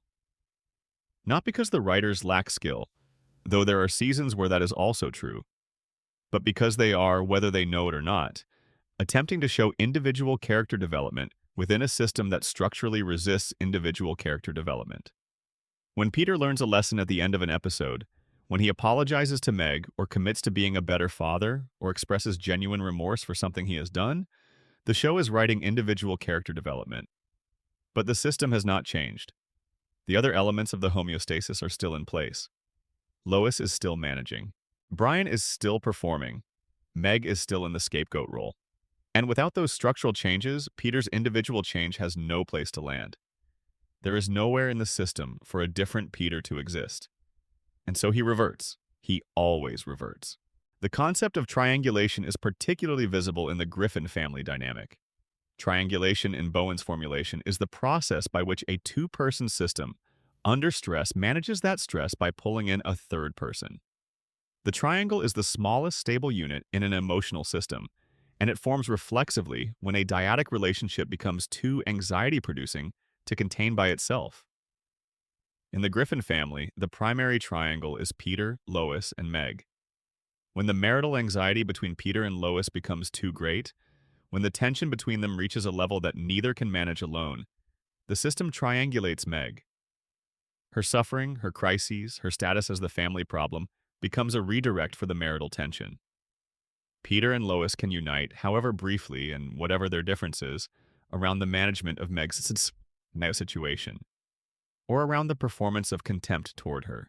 The point is that the third party in the triangle provides a release valve that keeps the primary dyadic tension from erupting into a more direct and destabilizing confrontation. Brian plays a different but equally important triangulation role in the system. In his more emotionally attuned moments, particularly in the earlier seasons, Brian functions as the relational mediator between Peter and the rest of the family. He is the person who translates Peter's chaos for the others, who provides a kind of interpretation service, who maintains his own relationship with Lois and with the children in a way that partially compensates for Peter's relational failures. He is, in systemic terms, the buffer, the member of the triangle who carries the relational work that the primary dyad cannot do for itself. Stewie occupies a more unique systemic position. He is simultaneously the most psychologically isolated member of the family system. His communications with the human characters are largely ignored by everyone except Brian, and the most philosophically central one. His trajectory across the show's run, from isolated aggressor to emotionally engaged participant, mirrors the system's own slow movement from pure chaos toward something approximating relational maturity. When Stewie connects, when he allows himself to need and be needed, the system gains a dimension of emotional depth it previously lacked. But this connection also makes him vulnerable in new ways. It pulls him into the system's dynamics rather than leaving him safely outside them. The family system's relationship to the outside world is also psychologically significant. The Griffin's social world is, primarily, an extension of the family system's dynamics, rather than a genuine alternative to them. The Bar and Peter's friend group function as a shadow family, a parallel system with its own roles and rules that mirrors the pathology of the primary family. Joe provides the socially functional face of the friend group, the same way Lois provides the socially functional face of the family. Cleveland provides warmth and relative stability, the same way the early Brian did. Quagmire provides transgression and boundary violation, the same shadow role that Peter plays in the family. These are not coincidental structural similarities. They reflect the way that people with particular relational templates tend to recreate those templates in every significant social system they join. The school, the neighborhood, the town, all of these are spaces where the Griffin family's internal dynamics get replicated and amplified rather than genuinely challenged. The external world does not offer the Griffins a corrective relational experience. It offers them a stage on which to perform their familiar dysfunction at larger scale. And the system, true to its homeostatic logic, continues to maintain its shape. The prognosis for a family system this deeply entrenched in its own dysfunction, when viewed from a purely clinical standpoint, is sobering. The research on family systems change is clear that voluntary change within a highly entrenched, poorly differentiated family system is rare without significant external intervention. The system's self-correcting mechanisms are too powerful. The roles are too fixed. The homeostasis is too stable. What it typically takes to shift a system as entrenched as the Griffins is a disruption significant enough to make the old equilibrium genuinely untenable. A crisis, a departure, an external intervention, something that cracks the familiar shape enough that the family members are forced to reorganize in a new configuration. But as the show demonstrates, season after season, even apparently significant disruptions, deaths, crises, direct confrontations with the harm that has been done, tend to get absorbed by the system and processed in ways that restore the familiar equilibrium rather than genuinely disturbing it. The system is extraordinarily resilient, not in the good sense of that word, but in the clinical sense. It has been honed over years into a remarkably efficient machine for maintaining its own shape. And that shape, however painful it is for the individual members inside it, is the shape they know. It is the only shape they have ever known. And for a family that has never experienced anything else, the familiar dysfunction is, on some terrible and profound level, more comfortable than the uncertainty of genuine change. Section 9. Attachment theory across the Griffin household. John Bowlby, the British psychiatrist and psychoanalyst who developed attachment theory in the mid-20th century, began his work with a deceptively simple observation. Babies, when separated from their primary caregivers, become acutely distressed. Not mildly inconvenienced. Not fussy. Acutely, desperately, physiologically distressed. And this distress is not random. It is organized. It follows specific patterns. And crucially, the patterns of a child's distress in separation and the patterns of their behavior on reunion with the caregiver reliably predict a great deal about their psychological functioning later in life. Bowlby's core insight, which has been supported by decades of empirical research across cultures and across generations, is that human beings are biologically built to form strong emotional attachments to specific caregivers, and that the quality of those early attachments, whether they are characterized by safety, consistency, and responsiveness, or by inconsistency, anxiety, or actual threat, shapes the internal working models that the person carries forward into all subsequent relationships. An internal working model is essentially a psychological template, a set of expectations and assumptions about what relationships are like, whether other people are trustworthy and responsive, whether the self is worthy of love and care, whether the world is a safe enough place to explore and take risks in. The four main attachment styles identified in the research, secure, anxious, preoccupied, dismissive, avoidant, and disorganized, fearful, map with remarkable precision onto the Griffin family members. Let us walk through each of them. Peter Griffin presents what attachment researchers would identify as a primarily anxious, preoccupied attachment style with significant disorganized elements. Anxious, preoccupied attachment develops in children whose caregivers are inconsistently available and responsive. Not always absent, not always present, but unreliable, unpredictable in the delivery of care and attention. The child learns that proximity to the caregiver is important but not reliably achieved, and so they develop a strategy of heightened attachment behavior, escalating their bids for attention, their emotional expressiveness, their demands on the caregiver in order to maximize the chances of receiving a response. In adult life, this pattern shows up as the desperate, escalating quality of Peter's bids for attention and validation. The impulsivity, the noise, the performance, all of it is, in attachment terms, an escalated bid for proximity, for someone to respond, for someone to be reliably there. Lois Griffin presents a more complex picture. Her primary attachment style appears to be anxious, preoccupied in its emotional register, consistent with the inconsistent emotional availability of her father. But the defensive layers she has built over it, the performance of competence and management, the martyr structure, give her surface presentation some features of what researchers call avoidant attachment, particularly the apparent minimization of her own emotional needs. This kind of blended or disorganized attachment profile is common in people who grew up in environments that were both emotionally depriving and socially demanding.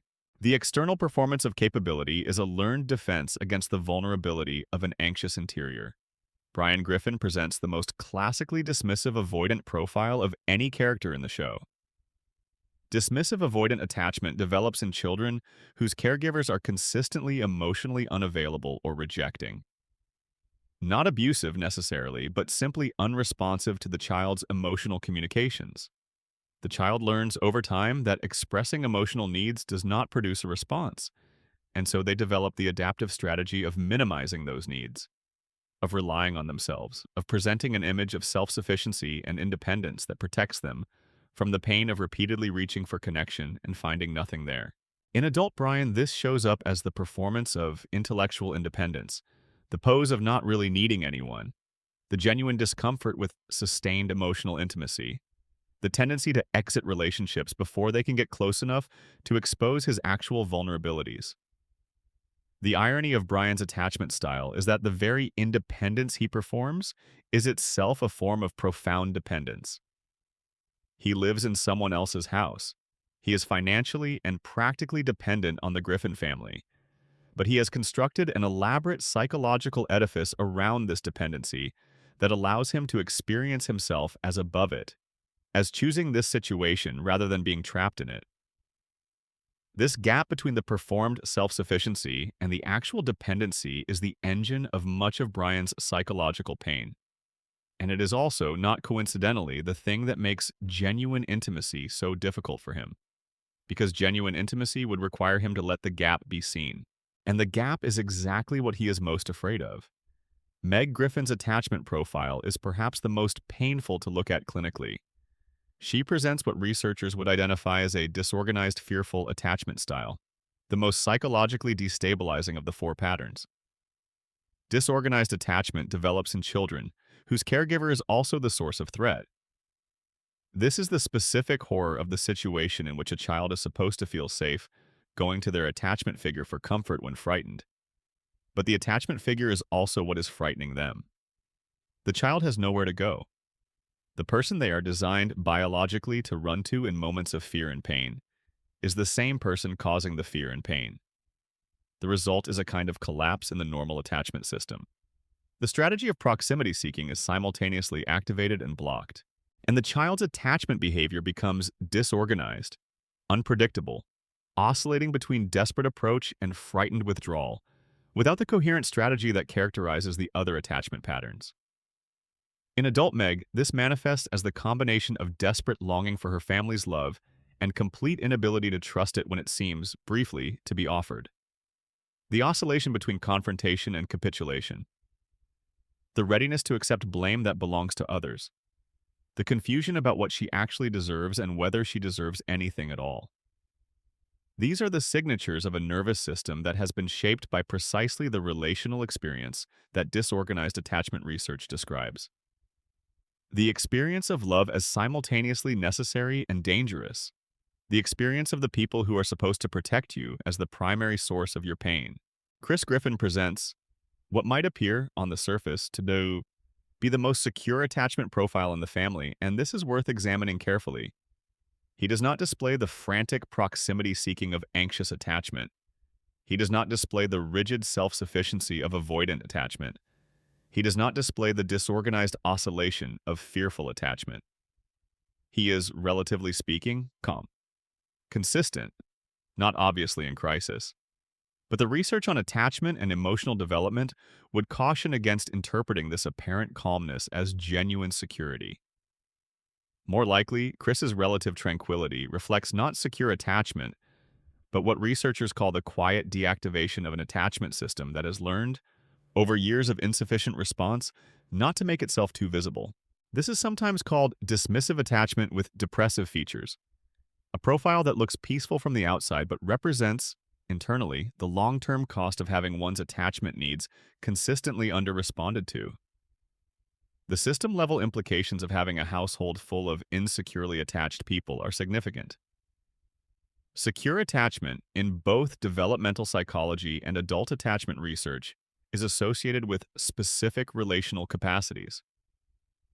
The capacity to regulate emotions, the capacity to maintain intimacy without losing self, the capacity to experience conflict as manageable rather than existentially threatening, the capacity to repair ruptures in relationships, the capacity to trust that love is durable. The Griffin household, populated almost entirely by people who lack these capacities to varying degrees, is therefore a system in which almost every relational challenge becomes harder than it needs to be. Every conflict escalates. Every rupture threatens the whole structure. Every attempt at genuine intimacy is either avoided, performed, or collapsed, under the weight of its own anxiety. And the deeply sad part of it all is that the most damaged attachment figures in the family, Peter and Lois, the ones whose own early attachment experiences were the most formative and the most damaging, are also the ones who are the primary attachment figures for the next generation. Meg, Chris, and Stewie are all forming their foundational internal working models of what relationships are like in the context of parents who are themselves profoundly insecurely attached. The templates are passed forward. The internal working models are calibrated to the available data. And the available data in the Griffin household points toward a world in which love is inconsistent, connection is unreliable, and the price of needing too much is contempt. This is the attachment system of the Griffin family, and it is ultimately the hidden operating system underneath all of the comedy, all of the chaos, all of the cutaway gags and the explosions, and the beer and the noise. Underneath all of that is a set of nervous systems that are doing their best, in their various and distinctly imperfect ways, to find connection in an environment that was never quite safe enough to allow it. Section 10.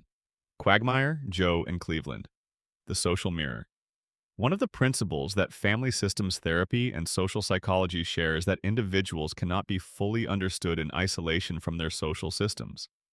The inner world does not exist independently of the relational world. We are shaped by who we are with, who we are witnessed by, who we are permitted to be in the presence of. And so to understand the Griffins fully, we need to look at the social ecosystem in which they exist. Not just the family, but the friends. Not just the house, but the bar. Not just who the Griffins are at home, but who they become when the neighborhood comes into view. The drunken clam in Peter's social world. The tight-knit group of friends that consists primarily of Quagmire, Joe Swanson, and in the earlier seasons, Cleveland Brown, is psychologically fascinating in ways that go well beyond the obvious comedic function they serve. Because the composition of that friend group, the specific psychological profiles of its members, and the specific role that each of them plays is not random. It is the natural output of Peter's particular social psychology. Glenn Quagmire, the hypersexual airline pilot who lives next door, is perhaps the most psychologically complex member of Peter's social world. The obvious reading of Quagmire is that he is a one-note joke, a walking punchline about sexual objectification and chronic boundary violation. And at his most reductive, that is what he is. But the clinical reading of Quagmire is considerably more interesting. Quagmire presents as what psychologists would identify as a person with profound intimacy, avoidance organized around sexualization. His relentless and mechanical pursuit of sexual conquest is not the behavior of a genuinely fulfilled hedonist. It is the behavior of someone for whom real emotional intimacy is so anxiety-producing that it must be preemptively replaced with its physical simulacrum. Sex without relationship, pleasure without connection, all the physical proximity of intimacy with none of the emotional exposure. This pattern, consistently pursuing sexual contact while consistently avoiding the emotional vulnerability that genuine intimacy would require, is documented extensively in the clinical literature on attachment and adult sexuality. People who grew up in environments where emotional intimacy was associated with pain or threat often develop exactly this split between physical and emotional intimacy. The body learns to want connection in a way that the psyche has decided it cannot safely have. And so the compromise is to pursue the body's desire while keeping the psyche at a careful remove from what the body is doing. The complexity of Quagmire's character comes into focus most clearly in those occasional episodes where his performance cracks. The moments where genuine emotion surfaces despite his best efforts to suppress it. His relationship with his father, whose complicated history the show touches on occasionally. His deep, if complicated, loyalty to Peter. These moments suggest a person with genuine capacity for warmth and connection. A person who has simply concluded, probably early and probably on the basis of specific early relational experience, that the warmth and connection are not safe to express directly, and so they get routed through the performance. The performance of the swaggering philanderer who needs nothing and wants everything and pays emotional consequences for neither. Joe Swanson, the wheelchair-bound police officer who is in many ways the most conventionally functional member of the group, occupies a specific and psychologically interesting position in the friend system. Joe, in the early seasons, is the standard against which the others are implicitly measured. He is competent, physically capable despite his disability, morally serious, emotionally regulated, and relationally consistent. He is, in systemic terms, the mirror of positive aspiration. The version of adult masculinity that Peter might have been, might still aspire to be, if his development had taken a different trajectory. The show's progressive destabilization of Joe, the gradual erosion of his status, his wife's departure, the group's increasing contempt and mockery, his growing misery, is psychologically significant because it mirrors the system's need to eliminate any standard that might expose Peter's deficiencies too directly. A friend group organized around the psychological needs of its most dominant member, as all stable social groups to some extent are, will tend to level its most successfully functional members over time. The presence of someone who is simply doing better, who is managing their life with more grace and competence and dignity, is a persistent source of narcissistic injury for the person at the center of the group. And groups organized around the management of one member's fragile self-concept tend to protect that self-concept, consciously or not, by ensuring that no member of the group outshines the central figure too brightly or for too long. Cleveland Brown, the most genuinely warm and emotionally available member of the original friend group, deserves particular attention. Cleveland's psychology is consistently underwritten by the show, which is itself a form of the dismissiveness that the less emotionally loud characters tend to receive in systems organized around noise and chaos. But what the show does present of Cleveland suggests someone with a genuinely healthy relational orientation, someone who values connection, who is capable of genuine empathy, who expresses care without instrumentalizing it, and who is simply fundamentally decent in a way that none of the other regular characters quite achieve. The psychological question this raises about Cleveland is not a clinical one but a social one. Why does Cleveland stay? Why does a person with Cleveland's apparent relational health choose to remain embedded in a friend group organized around dysfunction? The answer, which social psychology would offer, is that functional, empathic, relationally healthy people are often drawn into relationships and groups organized around dysfunction, not out of pathology, but out of genuine care. They see the pain underneath the performance. They believe, sincerely and often correctly, that their presence makes things a little better, They stay because leaving would require a degree of self-interested indifference to others' pain that their psychology does not allow. This is, in a specific and important sense, the exact inverse of codependency. It is care as entrapment, genuine compassion as the mechanism by which one good-natured person gets locked into a system that cannot fully receive what they are offering. The social mirror that Quagmire, Joe, and Cleveland collectively hold up for Peter is a complex one. Each of them reflects a different dimension of what Peter is, or what he might have been, or what he has failed to become. Quagmire reflects Peter's own avoidance of emotional intimacy, but in a more socially polished and better rationalized form. Joe reflects the responsible adult self that Peter's arrested development prevented him from becoming. And Cleveland reflects the genuine warmth and care that Peter is capable of, in his best moments, expressing but cannot sustain. The bar, as a social institution, deserves its own brief psychological examination. The drunken clam is not just a setting, it is a functional element of the characters' psychological lives. It provides the predictable, bounded social space in which a certain kind of male emotional expression is possible. Emotion that is not expressed through the language of feelings, but through the language of shared experience, complaint, humor, and the symbolic intimacy of sitting together over beer. This is not pathology. This is actually a genuine form of male bonding, well documented in sociological and psychological literature, that serves real emotional functions for many men who have been socialized, as Peter and his friends have, to experience direct emotional expression as threatening or infantilizing. The problem is not the bar. The problem is when the bar is the only venue. When all of a person's relational needs get routed through this particular channel, through proximity without vulnerability, through symbolic intimacy without direct expression of need or care, then the bar stops being one important element of a person's social ecology and becomes a substitute for all of the others. And for Peter, as for many men with his psychological profile, that is exactly what it has become. Section 11. Generational Trauma and the Pewter-Schmidt Legacy. We have talked about generational trauma in passing throughout this script, touching on how Peter's experience with Frances Griffin shapes his behavior as a father, how Lois's experience with Carter Pewter-Schmidt shapes her psychology as a wife and mother. But now let us sit with this concept more fully. Let us look at the architecture of generational transmission, the specific mechanisms by which the pain and the patterns of one generation find their way into the next, and the next, and the next. The Pewter-Schmidt family is, in many ways, the more visible and more elaborately constructed origin system in the show. Carter Pewter-Schmidt, Lois's father, is a character who appears frequently enough to be psychologically substantial.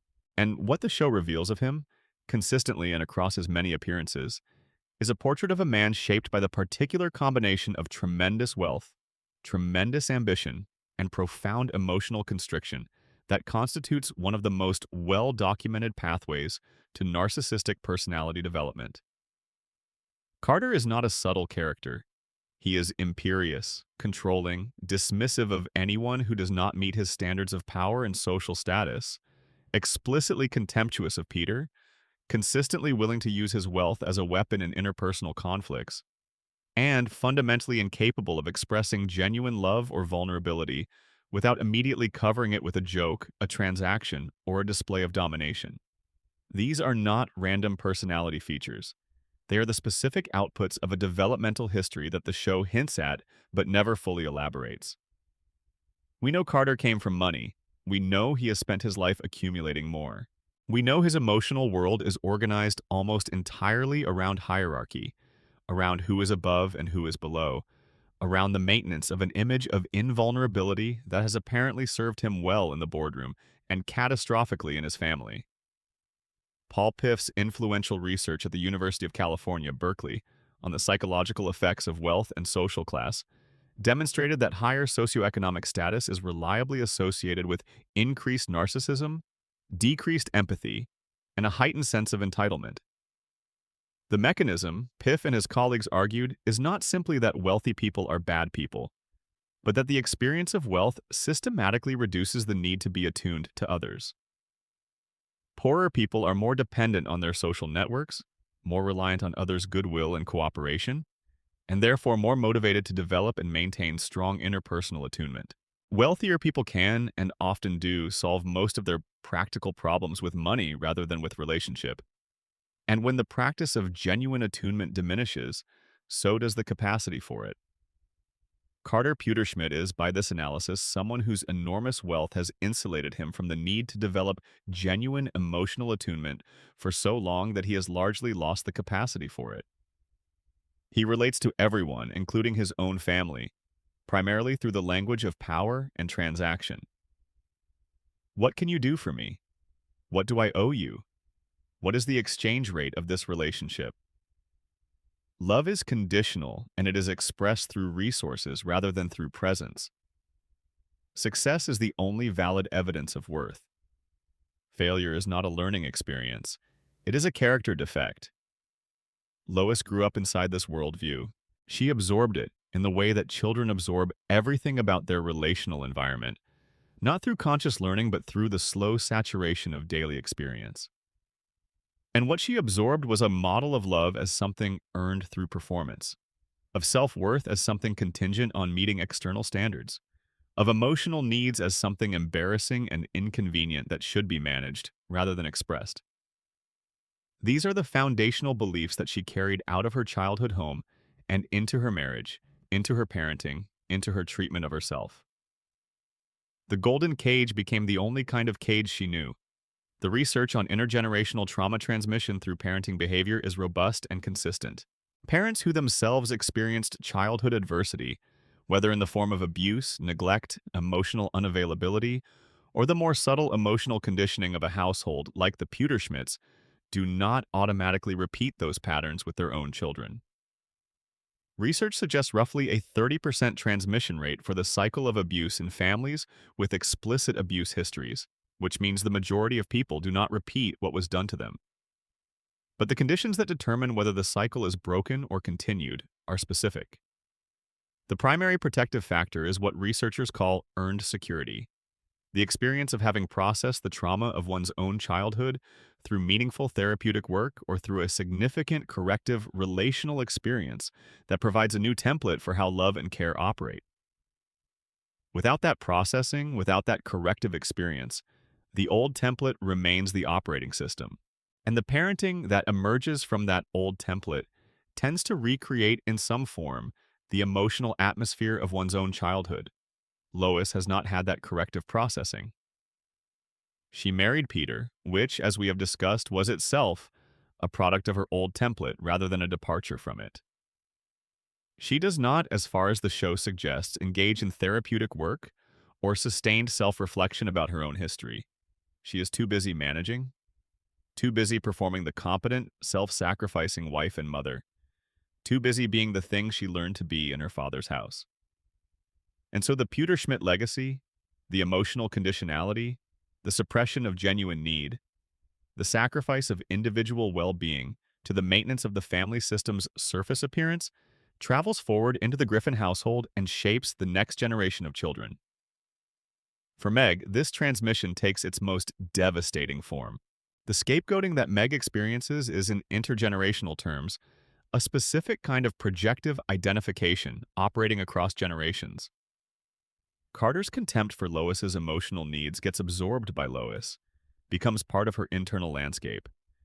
And Lois, unable to fully metabolize it, unable to process it into something that can be genuinely integrated rather than simply suppressed, passes it on. It finds expression in the treatment of the child who most visibly represents the emotional needs that neither Lois nor Carter could afford to honor. Meg, who wants love openly and without shame, who does not hide her longing for connection, who makes her needs visible rather than performing self-sufficiency, becomes the container for the family's inherited shame about needing things at all. This is the multi-generational transmission process that Bowen identified as one of the core mechanisms of family dysfunction. The concept is straightforward and devastating. Each generation inherits from the previous one not just its material resources, but its unprocessed emotional legacy. The ungrieved losses, the unhealed wounds, the beliefs about the world that were formed in pain and never subsequently examined. And in the absence of conscious effort to interrupt the process, these legacies travel forward, not just in the behaviors of individual family members, but in the very structure of the family system, in the roles that get assigned, and the patterns that get repeated, and the homeostasis that gets maintained at whatever individual cost is necessary. The question of whether the cycle can be broken, whether any of the Griffins has the possibility of interrupting the transmission, is one we will return to in our final section. But for now, it is enough to recognize the full depth of what has been passed down. The Pewterschmidt family gave Lois a template for love that was fundamentally transactional. Francis Griffin gave Peter a template for fatherhood that was fundamentally critical and emotionally absent. These two people, carrying their respective legacies, found each other, married, and created a family.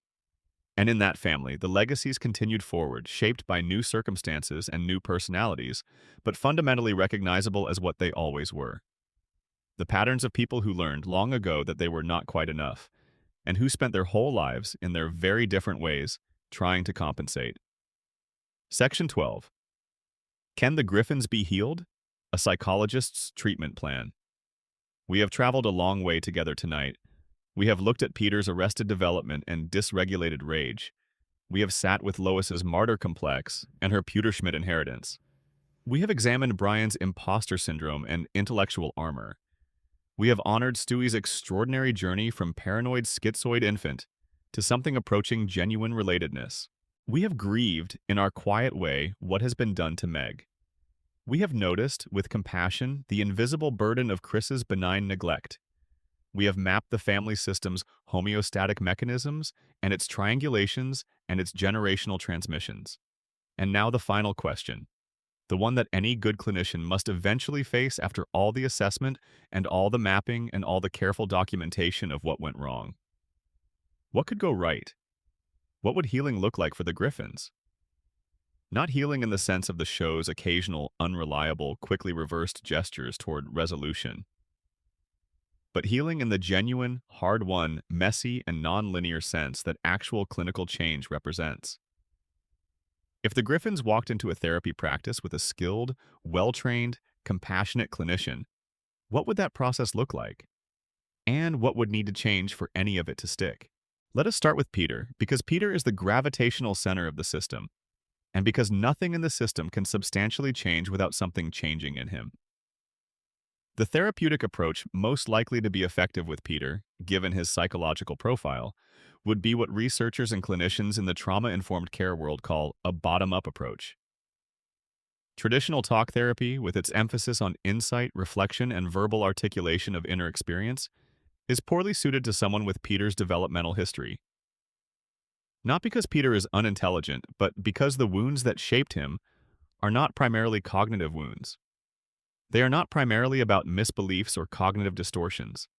They are in the body, in the nervous system, in the deep pre-verbal architecture of a developing brain that learned, before language was even available, that the world was unreliable and that safety was earned through performance rather than given through presence. Somatic therapies, approaches that work directly with the body's experience of stored trauma, including things like somatic experiencing, sensory motor psychotherapy, and certain body-focused mindfulness practices, are often more effective starting points for people with Peter's profile than traditional insight-based talk therapy. Not because insight is not valuable, but because you cannot think your way out of a wound that was sustained before thought was available. You have to work at the level at which the wound lives. And for Peter, as for many people with his developmental history, that level is somatic. It is the body's chronic state of tension, hyperarousal, and readiness for threat that needs to be addressed first, before genuine reflection becomes accessible.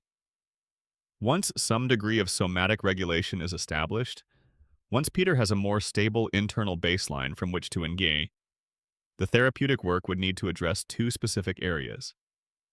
First, the grief. The deep, unacknowledged grief of growing up in Francis Griffin's household. The losses that Peter has never been allowed to name as losses. The love he needed and did not receive. The validation he sought and was denied. The child who tried, in his exuberant, impulsive, fundamentally endearing way, to be enough and was consistently told he was not. Grief of this kind is not dramatic. It is quiet and slow and painful. It requires a relational environment, a therapeutic relationship that is reliably warm and consistent and genuinely curious in a way that Francis Griffin never was. And it requires time, a great deal of time.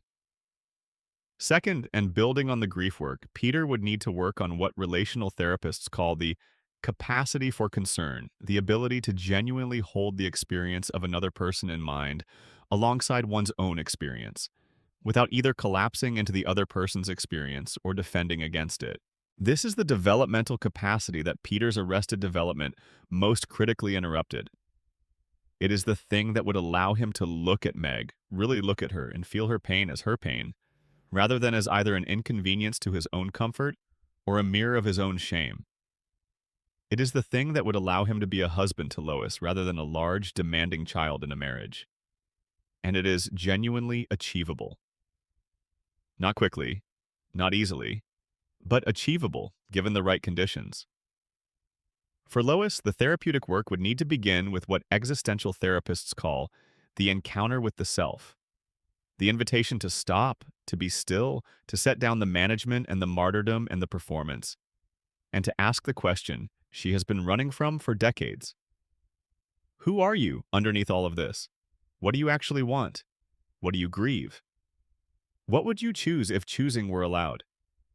This is terrifying work for someone with Lois's psychological structure, because the answer to those questions, when it comes, is unlikely to be comfortable. It is likely to include genuine anger. At Carter, at Peter, at herself for the years she spent organizing her life around other people's needs at the expense of her own. And anger is the emotion that Lois has the least tolerance for, in herself particularly. Feminist family therapy would be a particularly relevant framework for working with Lois. This approach takes seriously the ways in which gender socialization, the specific cultural scripts about what a good woman, a good wife, a good mother is and does, shape the psychological structures that bring women like Lois into the therapy room. The martyr complex and the codependency and the self-erasure are not purely individual pathologies. They are the predictable outputs of a culture that, for many decades, told women that their needs were secondary, that selflessness was a virtue, that the best kind of woman was one who made no demands. Lois internalized those messages, and good therapy would help her trace them back to their sources, distinguish between what she genuinely values and what she was told to value, and begin the process of constructing an identity that is genuinely hers rather than a composite of everyone else's requirements. Brian's therapeutic path is, in a specific sense, the most intellectually challenging of all, because he is the most defended. His defenses are sophisticated. They are articulate. They can make excellent arguments for why they are not actually defenses at all. A therapist working with Brian would need to be capable of meeting his intellectual complexity without being seduced by it, which is a specific clinical skill, the ability to honor genuine intelligence, while not allowing that intelligence to become the therapy's primary terrain. Because the goal of Brian's therapy is not to make him a better thinker, it is to make him a more real person. And becoming more real requires becoming more vulnerable, which requires being in a relationship where vulnerability is genuinely safe. The modality most likely to reach Brian, counterintuitively, might be one that specifically de-emphasizes language. Not silence, exactly, but work that invites experience rather than analysis. Creative therapies, somatic work, approaches that create openings for Brian to be in his body, in his present moment, in his actual experience rather than in his commentary on his experience. The performed sophistication is a verbal phenomenon. It lives in language. Approaches that sidestep language, that invite the pre-linguistic, pre-performed self to emerge, have the potential to access something in Brian that his own formidable intellectual architecture perpetually protects against. Stewie's therapeutic needs are, paradoxically, the simplest of all the major characters. Because Stewie, uniquely among the Griffins, is actually developing, he is moving, albeit slowly and non-linearly, in the direction of greater psychological maturity. The transition from paranoid schizoid to depressive mode, from isolated aggressor to emotionally engaged friend, is genuine developmental progress. What Stewie needs is not intervention in the clinical sense, so much as the steady, reliable, unconditionally available relationship that facilitates continued development. In practical terms, this means the sustained quality of his friendship with Brian, and perhaps the gradual expansion of his emotional world beyond that single primary relationship, is the most important thing for his continued psychological growth. Good enough is often the right therapeutic goal for someone who is already moving in the right direction. Meg's therapeutic path is the one that requires the most external support and, initially, the most assistance from her family of origin. Because healing from the identified patient role, healing from the complex PTSD of chronic family scapegoating, requires that the person first be in an environment where they are not actively being scapegoated. You cannot process trauma while the traumatizing environment is still actively producing new trauma. The first step is safety, actual physical and emotional distance from the system that has been defining Meg as the problem. This does not necessarily mean permanent estrangement.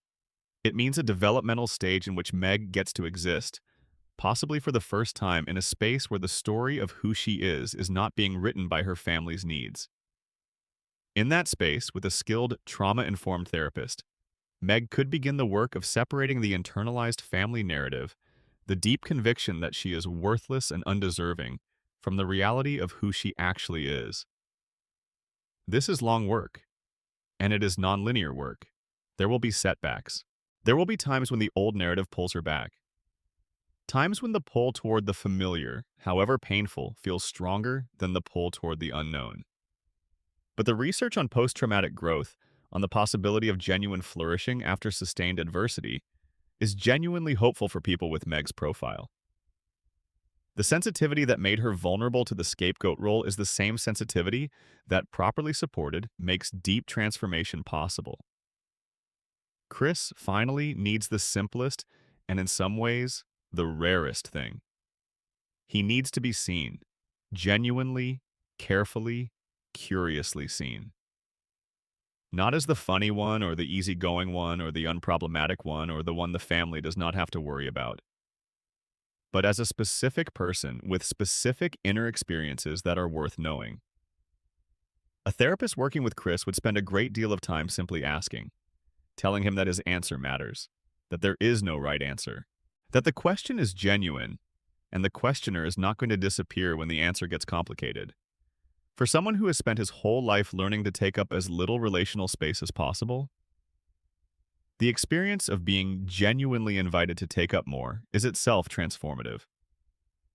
For the family as a whole, if the prospect of family therapy were ever seriously entertained, and the clinical prognosis for a family, as entrenched as this one voluntarily entering family therapy is not optimistic, the goal would not be to make the Griffins into a different kind of family. Families do not change their fundamental character in therapy. They do not become something they are not. The goal would be more modestly and more genuinely to increase the system's differentiation, to help each individual member develop a stronger sense of their own separate self, their own independent identity and perspective that can be maintained within the emotional field of the family without being swamped by it. To reduce the automatic emotional reactivity, to create more space between stimulus and response. To make the roles more flexible, the triangles more permeable, the homeostasis less desperate to maintain itself at individual cost. This is quiet, unspectacular work. It does not produce dramatic epiphanies. It does not generate the kind of narrative resolution that a half-hour comedy requires. But it is the actual work of change. The slow, patient, repetitive, hopeful work of becoming, one relationship and one honest conversation at a time, a little more able to love without also needing to dominate, a little more able to need without also needing to disappear, a little more able to be present for the people who are present for you. The Griffins will probably never do this work. Not because they are fictional, though they are, but because the conditions that would make it possible, the motivation, the safety, the sustained and skilled support, are not available to them in the world they inhabit. The show needs them to remain as they are. The comedy requires the dysfunction. The homeostasis is too stable, too well defended, too perfectly organized around the needs of a family that has found a way to survive, if not to flourish, in the shape it is in. But sitting with them this way, Looking at them with this kind of careful, unhurried, genuinely curious attention does something important. It reminds us that there is no such thing as a simply funny family. There is no such thing as a character who is only a joke. Behind every explosion of chaos, behind every impossible impulsive choice, behind every moment of cruelty disguised as comedy, there is a person. And every person has a history. And every history is an attempt, however damaged and distorted and indirect, to find the same thing.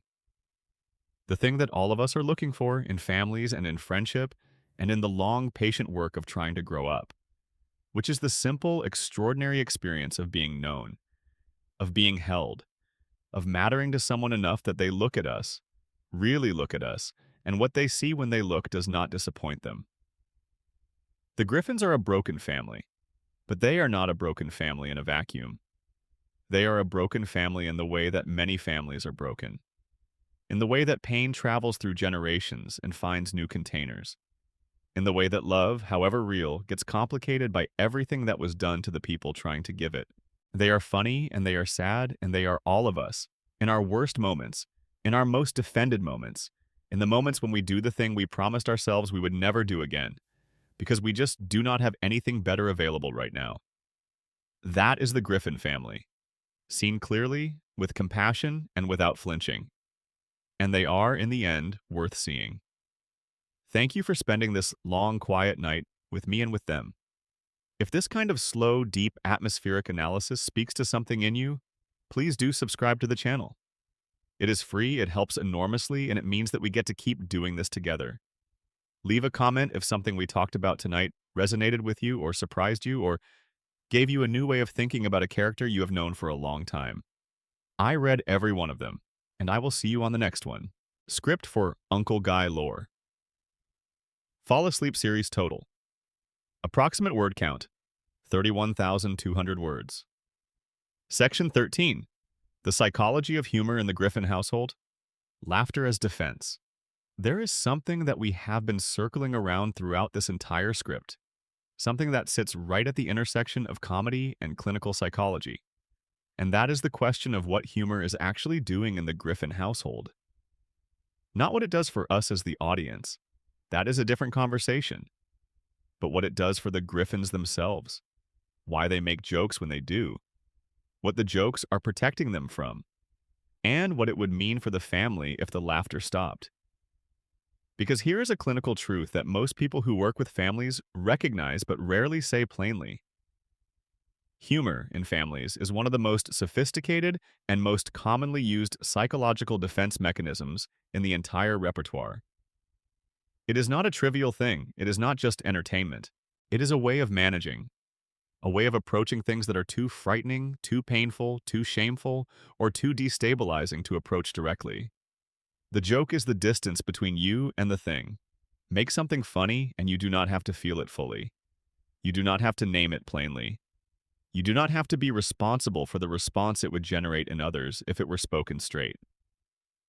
Sigmund Freud, in his 1905 work on jokes and their relationship to the unconscious, was one of the first to articulate this function of humor systematically.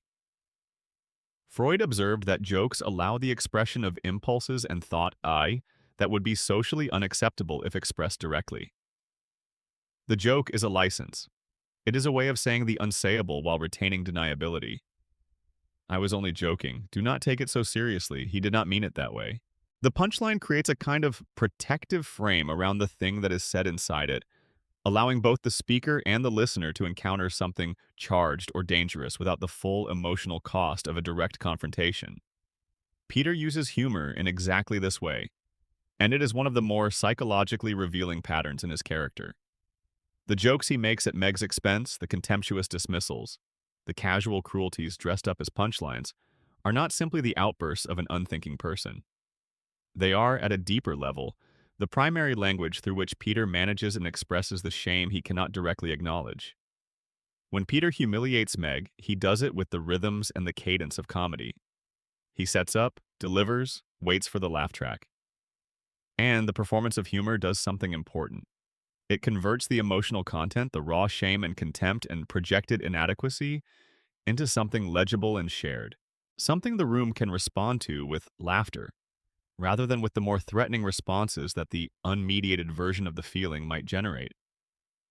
This is why confronting Peter directly about his treatment of Meg almost never produces the result you might hope for. When Lois occasionally tries to take Peter to task for something he has done, he deflects with humor. A joke, a non sequitur, a sudden pivot into absurdity that makes the serious conversation impossible to sustain. This is not stupidity. This is skill. It is the skilled deployment of a defense mechanism that has been refined over decades. You cannot get traction on someone who can make everything a joke because every serious statement becomes the setup for a punchline. And punchlines are by definition the end of the exchange rather than the beginning of a genuine conversation. Brian's use of humor is different but equally psychologically interesting. Brian's comedy is primarily observational and self-referential.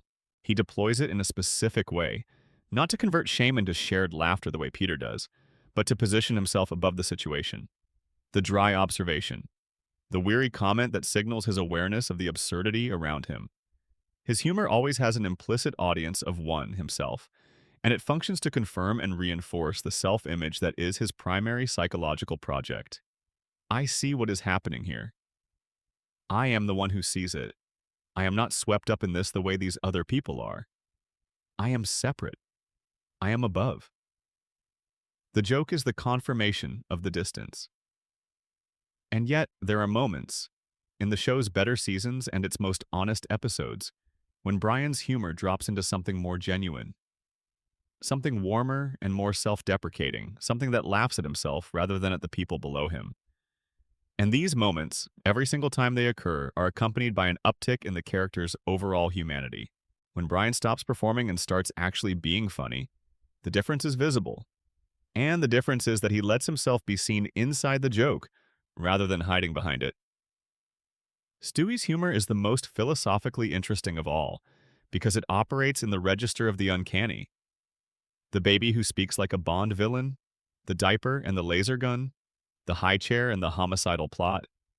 The comedy of Stewie is fundamentally the comedy of radical category violation. Things that do not belong together, put together with absolute conviction. And this kind of humor, the humor that makes you laugh by showing you something that should not exist but somehow does, is psychologically interesting because it mimics, in a safe and framed way, the experience of cognitive dissonance. The experience of encountering something that your existing categories cannot contain. Stewie makes you laugh because he is wrong in a way that is somehow more right than anything ordinary. And that wrongness, that productive violation of expectation, is exactly what keeps the audience paying attention. Meg almost never makes jokes. This is itself a psychologically significant observation.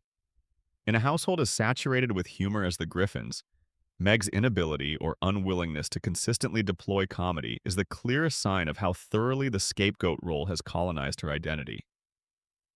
The identified patient does not make jokes because the identified patient is the joke. They are the setup. Everyone else delivers the punchline. For Meg to have her own comedic voice, to be the one who sets up and delivers rather than the one who is set up and delivered, would require a kind of agency and separateness that the family system consistently denies her. The occasional episodes in which Meg does demonstrate genuine wit and comedic timing are, without exception, episodes in which she is also being treated as a full person rather than a punchline. The two things, personhood and humor, arrive together. Chris's humor is the most innocent of the families, and that innocence is psychologically significant in the same way that it is in his overall character. His jokes come from genuine surprise, genuine observation, genuine delight in the absurdity of the world. He is not deploying humor as a defense. He is not using it to manage shame or confirm superiority or maintain distance. He is just genuinely tickled by things. And this relative absence of defensive function in his humor suggests that, of all the Griffins, Chris has the most direct, least filtered relationship with his own genuine experience. Not the most complex relationship, not the most interesting, but the most honest, which is its own form of psychological health, even if it comes wrapped in a lot of confusion and self-doubt.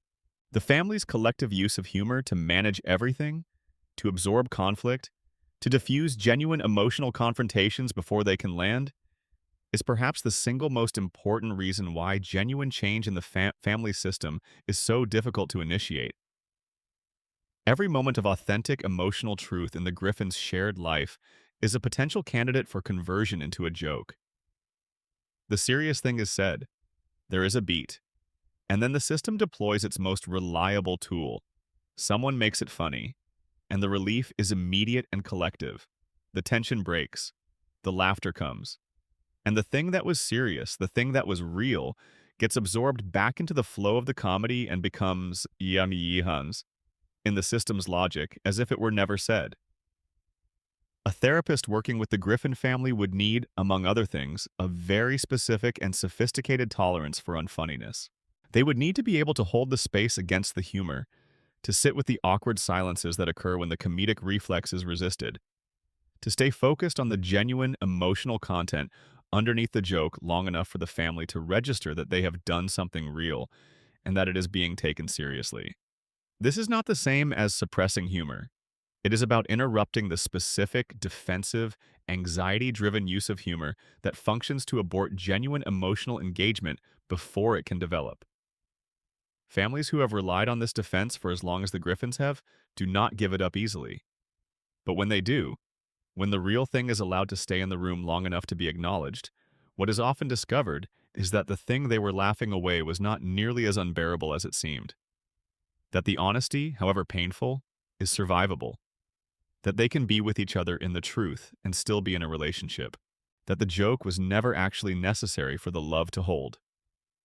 Section 14. Identity, shame, and the question of who the Griffins think they are. Shame is not the same as guilt. This distinction, which sounds small but is clinically enormously significant, is one of the foundational insights of the shame researcher Brené Brown, who spent decades studying the relationship between shame and vulnerability in human psychological life. Guilt, Brown explains, is about behavior. I did something bad. The self is intact. The bad thing can be named, acknowledged, and changed. Shame is about identity. I am bad. The self is the problem. There is nothing to change because the defect is not in what I did, but in who I am. And from that place of shameful identity, the defective self, change does not feel possible. Because change implies that the self was inadequate to begin with. And the self already knows this about itself. That is the shame. The Griffin family is a shame-organized system, not in the academic, distant sense of that phrase, but in the lived, visceral, constantly operational sense. Each major member of the family carries a specific and deeply held shame-based identity belief about themselves. And each one's behavior, their compensatory strategies, their defensive structures, their characteristic ways of navigating the world, can be understood as the specific response to that specific shame. Peter's shame belief is approximately this: I am stupid, I am inadequate, I am not someone who deserves to be taken seriously. Everything Peter does is, at its most fundamental level, a response to this belief. The blustering confidence, the refusal to acknowledge error, the grandiose plans, the aggression when challenged, the drinking that softens the edges of the internal voice that says he is not enough. The identity Peter performs, the boisterous, impulsive, larger-than-life man who does what he wants and answers to nobody, is the exact inverse of the shame belief. Because the shame belief says he is small and irrelevant and inadequate, the performed identity insists he is enormous and important and above consequence. The performance is the defense, and the robustness of the defense tells you something about the intensity of the thing being defended against. Lois's shame belief is more gendered and more socially conditioned than Peter's, but no less deeply held. Hers is approximately this: I am only valuable when I am useful. My worth is contingent on my service. What I want for myself is selfish and therefore wrong. This shame belief is not something Lois arrived at through her own independent psychological processing. It was given to her by her culture, by her class, by the specific model of femininity that the Pewterschmidt household offered. and it has been reinforced every day by a marriage and a family that consistently confirms it. Of course you will manage this. Of course you will sacrifice that. Of course your needs can wait.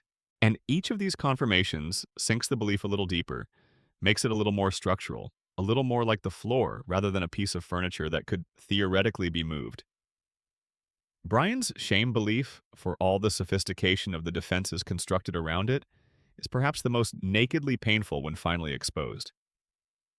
Brian believes, at the deepest level of his self-organization, that he is a fraud, that the intellectual persona is borrowed rather than earned, that if people could see through the performance to whatever is actually there, they would find it insufficient, that his ambitions exceed his actual capacities in ways that, when finally exposed, will confirm the worst thing he suspects about himself. This is the imposter syndrome in its most complete form. And the tragedy of it is that the behavior the shame belief produces, the performance, the pretension, the defensive arrogance, the self-sabotage of genuine creative work, all actively confirm and reinforce the belief. The shame creates the behavior that creates more shame. The cycle is self-sustaining. Meg's shame belief is the most explicit of all because the family system has been extraordinarily effective in communicating it to her, repeatedly and directly in both words and actions for her entire remembered life. Meg believes she is worthless, unlovable, deserving of contempt. These beliefs are not subtle. They are not hidden behind layers of compensation. They are right at the surface, expressed in her posture, her tone of voice, her readiness to accept blame, her lack of expectation that any of this will ever change. The terrifying efficiency with which the scapegoating process does its work is fully visible in Meg. The family needed a container for its collective shame. She became that container. And now the container has become, to her own perception, indistinguishable from herself. Chris's shame belief is quieter, but no less real. He believes, at some level, that he is not interesting enough to matter. Not stupid enough to require help, not troubled enough to warrant attention, not remarkable enough to deserve sustained engagement. He is, in his own self-perception, someone who fills space without particularly illuminating it. This belief does not produce the explosive behavioral outputs that Peter's shame produces, or the sophisticated defensive structures that Brian's shame produces. It produces invisibility, the voluntary erasure that makes the belief self-confirming. The less Chris demands to be seen, the less he is seen, the less evidence accumulates that contradicts the belief that he is not worth seeing. Stewie's shame relationship is the most complex and the most interesting, because his relationship with himself has been the most dynamic and the most genuinely developmental of all the characters. The original Stewie had no shame in the clinical sense. The paranoid schizoid mode does not include shame because shame requires the capacity for self-reflection, for seeing oneself from outside, for registering the gap between who one is and who one should be. The early Stewie has no gap. He is exactly who he is, without apology or qualification. There is something almost enviable about that, even in its terrifying form. But as Stewie develops, as he transitions toward the depressive position and genuine relatedness, shame enters his psychology. He begins to feel embarrassed. He begins to worry about how he appears to Brian. He begins to experience the gap between his intentions and his actions, between his ideals and his behavior, with something that genuinely resembles the painful self-consciousness of shame. This is, paradoxically, a sign of psychological progress. Because shame, however painful, requires the capacity for self-reflection that more primitive psychological modes lack. The baby who could not feel shame was also the baby who could not feel concern, love, or genuine sorrow. As Stewie grows toward all of those, shame is part of the package. The practical implication of this shame analysis for thinking about therapeutic work with the Griffins is significant. Shame-based pathology is notoriously resistant to cognitive approaches that simply challenge the negative beliefs. You cannot argue someone out of a shame belief because shame beliefs are not held in the part of the mind that responds to argument. They are held in the part that responds to felt, relational experience. The way you change a shame belief is not by proving it wrong. It is by creating a relational experience that is inconsistent with it. A sustained, genuine, unconditionally accepting relationship that communicates, through its very consistency, that the shameful self is not, in fact, as defective as believed. This is what the Griffins have never had. Not with each other, except in the most fleeting and quickly retracted moments. Not from their families of origin, who created the shame in the first place. And not, as far as the show suggests, from any external relationship that might have served this corrective function. The therapeutic work, if it were ever to begin, would not start with analysis or insight or confrontation with the behavioral patterns. It would start with the much simpler and much more difficult work of simply being in a relationship that is reliably warm, consistently present, and genuinely interested. Of staying. Of not going away when the performance cracks. Of looking at the thing underneath the joke and not flinching. Of saying, in whatever form feels most honest, you are here and I am here, and that is already enough to begin with. Section 15. The role of place. How their fictional small town mirrors the family system. There is one more dimension of the Griffin's psychological world that we have not yet fully explored, and that is the question of environment. The physical and social environment in which a family exists is not neutral. It is not a passive backdrop. It is an active participant in the family's psychological life. It provides or withholds the resources that make development possible. It reflects and reinforces certain kinds of identity while making others less available. It shapes what is considered normal, acceptable, possible. And in the Griffins' case, their fictional Rhode Island suburb, with all its specific social textures and limitations, is deeply integrated into the family's psychological functioning. The working-class New England suburb in which the Griffins live is, in sociological terms, a community defined by a very specific set of expectations about identity and belonging. It is a world where masculinity has a particular shape, where social status is negotiated in particular ways, where the boundaries between acceptable and unacceptable behavior are policed through specific mechanisms of social pressure and community judgment. Peter's behavior, for all its extremity, is not incomprehensible within this context. It is an exaggeration of a type that the community recognizes and, to varying degrees, accommodates. The loud, impulsive, sports-obsessed, beer-drinking working-class man who does not think too hard about consequences is not an anomaly in this world. He is a familiar figure. The community has a role for him. It knows what to do with him. This is psychologically significant because social environments that provide clear role templates for certain kinds of behavior actively shape the people within them toward those behaviors. When Peter's impulsivity and bluster are met with laughter at the bar rather than confrontation, when his social world provides him with a community of men who share enough of his behavioral tendencies that his own are not visible as extreme, he receives continuous environmental reinforcement for the very patterns that are most damaging in his domestic life.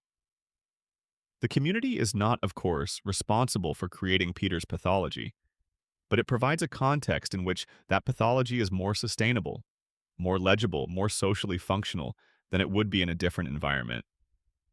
It is one of the ways the system maintains itself at a scale larger than the individual household. The social world of the neighborhood also plays a specific role in Meg's psychology that is worth naming explicitly. The community Meg inhabits is one that reflects and amplifies the family's treatment of her. The school, the social world of adolescence, the wider neighborhood, all tend to confirm the message that the family has been sending. This is not coincidental. Research on family scapegoating consistently shows that children who occupy the identified patient role within their families tend to reproduce that role in other social contexts. Not because they are inherently defective, but because the internal working model that has been built through the family's treatment of them actively organizes their behavior in ways that invite similar treatment from other systems. They minimize themselves. They accept blame reflexively. They do not assert boundaries effectively. They communicate through their posture and their expectations and their responses that they are available for the role of the one who absorbs everyone else's contempt. And social systems, like family systems, are remarkably good at placing people in the roles that are already familiar to them. Breaking this pattern, truly breaking it rather than just temporarily relocating it, requires the kind of profound identity reconstruction that we discussed in Meg's section. It requires not just new behavior, but a new self-concept. And new self-concepts in clinical practice are built slowly in the context of relationships that consistently experience and respond to a person differently than the old relationships did. The community Meg inhabits does not provide those relationships. It is a mirror, not a window. It shows her what she already believes about herself, rather than offering her a different view. The physical landscape of the suburb, the houses set back from the street, the bar as the primary social gathering point, the school as the defining social arena of adolescence, the neighborhood as a closed social system with its own hierarchies and its own economy of status and belonging.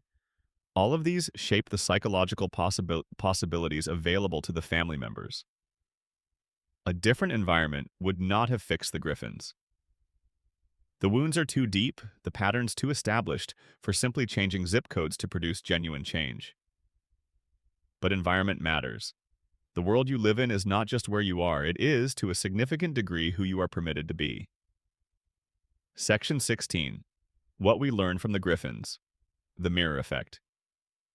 We are very near the end of our journey tonight. The lights are low. Your body is getting heavier in all the right ways. And I want to spend these last moments doing something a little different. Not analyzing, not mapping. Just sitting with what this whole experience, this long, careful look at a fictional family, has been doing to us as we listened. Because here's the thing about spending this kind of time with the Griffins, with their specific and vivid and deeply human dysfunction. At some point in this process, something shifts. The distance between you and the characters, the comfortable distance of the audience watching the show, begins to thin. And the laughter that was available at the beginning of the evening, the easy laughter of watching other people's chaos from a safe remove, is replaced by something quieter. Something more like recognition. You have met Peter Griffin. Maybe not in those clothes, not in that house, not with that accent. But you have met the man underneath. The man who is in constant motion because stillness feels dangerous. The man who performs strength because he never learned that vulnerability was allowed. Maybe you met him in your own father. Maybe you see flickers of him in yourself, in the way you reach for the drink or the distraction or the noise when the quiet gets too full of things you do not want to sit with. Recognition is not the same as endorsement. You can recognize something in yourself without accepting it as permanent. You have met Lois Griffin too, the person who gives and somehow never quite gives themselves, who has organized their identity so thoroughly around the needs of everyone else that the question of what they themselves actually want has become genuinely difficult to answer, who has made self-sacrifice into such a consistent and practiced habit that they have lost the ability to distinguish it from freedom. You might have met this person in your own mother, or in the mirror, or in a relationship you were in once where you did everything right and still somehow ended up invisible. You know Brian Griffin. We all know Brian Griffin, the person who is smart enough to see everything except what is happening inside themselves, who talks beautifully about depth while consistently choosing surfaces, who makes every relationship into an opportunity to confirm their own sophistication and none of them into an opportunity to actually be known. He is painful to watch precisely because he is wasting something real. The intelligence is genuine. The longing is genuine. The self that is locked behind all of that performance is, when it briefly surfaces, actually worth knowing. The tragedy is that he cannot trust that enough to let it out for more than a moment at a time. And Meg. Dear, long-suffering, impossible Meg. You know her too. You know the person who was told, directly or indirectly, by the people who were supposed to protect them, that their needs were a burden, that their presence was an inconvenience, that the normal human longing to be seen and valued and included was somehow excessive, somehow a failure of self-sufficiency, somehow more than the world was willing to give. If you know this experience from the inside, I hope you heard something in this long night's examination that gave you even a small measure of permission to disagree with the verdict. The verdict is wrong. It has always been wrong, and the person who passed it, whoever that was for you, was operating from their own damage, not from the truth about who you are. This is what the Griffins give us when we look at them with enough care and enough patience and enough willingness to sit with what we find. Not just entertainment, not just a sociological curiosity or a case study in animated dysfunction. They give us a mirror. A slightly distorted, cartoonishly exaggerated, but fundamentally honest mirror of the ways that families work. and the ways that they fail, and the costs that those failures exact from the individuals inside them. And mirrors, when you are willing to really look into them, have a way of showing you not just what is there, but what could be different. The work of becoming a healthier person, a healthier family, a healthier system is not glamorous work. It is not the work of grand revelations and dramatic transformations. It is the work of small decisions made again and again to be a little more honest, a little more present, a little more willing to sit with discomfort rather than reflexively converting it into noise. It is the work of interrupting the automatic, of noticing the pattern before it runs its course and asking gently and without judgment whether there is another way. It is the work of every generation that chooses, consciously and with effort, not to pass on what was done to them, not to make the same container out of the same pain and hand it to their children as if it were love. That is hard work. It does not always succeed, but it is the most important work there is. And on that note, as the night gets deeper and your breathing gets slower and the thoughts that were keeping you company begin to soften at the edges, I want to leave you with this. You are not your family's patterns. You are not the role you were assigned. You are not the story that was told about you by people who were working from their own unexamined history. You are whatever remains when all of that is gently set aside. And whatever that is, it is worth knowing. It is worth protecting. And it is worth the long, patient, non-linear, genuinely hopeful work of getting better. Good night, rest well, and I will see you on the next one. If this kind of slow, thoughtful, immersive exploration resonates with you, please do subscribe to the channel. It costs nothing, and it means we get to keep building this community together. Drop a comment if something tonight hit differently than you expected. And until next time, take care of yourself. Take care of each other. And be patient with the people whose damage makes them hard to love, including yourself. End of script. Uncle Guy lore, final word count target, 30,000 plus words. Supplemental deep dive. Peter and Lois, the marriage at the center of the storm. We have looked at Peter and Lois as individuals. We have mapped their individual psychological profiles, their respective shame beliefs, their attachment styles, their developmental histories. But there is something we have not yet fully sat with, and that is the marriage itself as a psychological unit. Because marriages, like family systems, have their own psychology. They develop their own patterns, their own language, their own economy of exchange. And the marriage of Peter and Lois Griffin, for all its apparent chaos, is one that operates according to a very specific and very internally consistent psychological logic. A logic that is worth taking the time to fully understand, because it is the kind of logic that a great many real marriages share. The clinical concept that best captures the Griffin marriage is not one of the dramatic-sounding personality disorder categories. It is something quieter and more structural. It is what systemic family therapists call a pursuer-distancer dynamic. In this relational pattern, one member of the couple consistently moves toward connection, toward engagement, toward emotional closeness, while the other consistently moves away from it, toward independence, toward the avoidance of the vulnerability that closeness requires. The pursuit and the distance become mutually reinforcing. The more one person pursues, the more the other distances. The more the other distances, the more anxious the pursuer becomes, and the more they pursue. The pattern is self-sustaining, and breaking it requires both parties to step outside their habitual roles simultaneously, which is difficult to achieve without external support. In the Griffin marriage, the roles are clear. Lois pursues. Peter distances. But the beauty and the tragedy of this particular version of the dynamic is that Peter's distancing takes a form that is so noisy, so apparently engaged, so full of motion and energy and apparent presence, that it can easily be mistaken for genuine connection rather than its strategic avoidance. Peter is never quietly withdrawn. He is explosively, chaotically active. He fills every room with himself. But filling a room with yourself is not the same as being present for the people in it.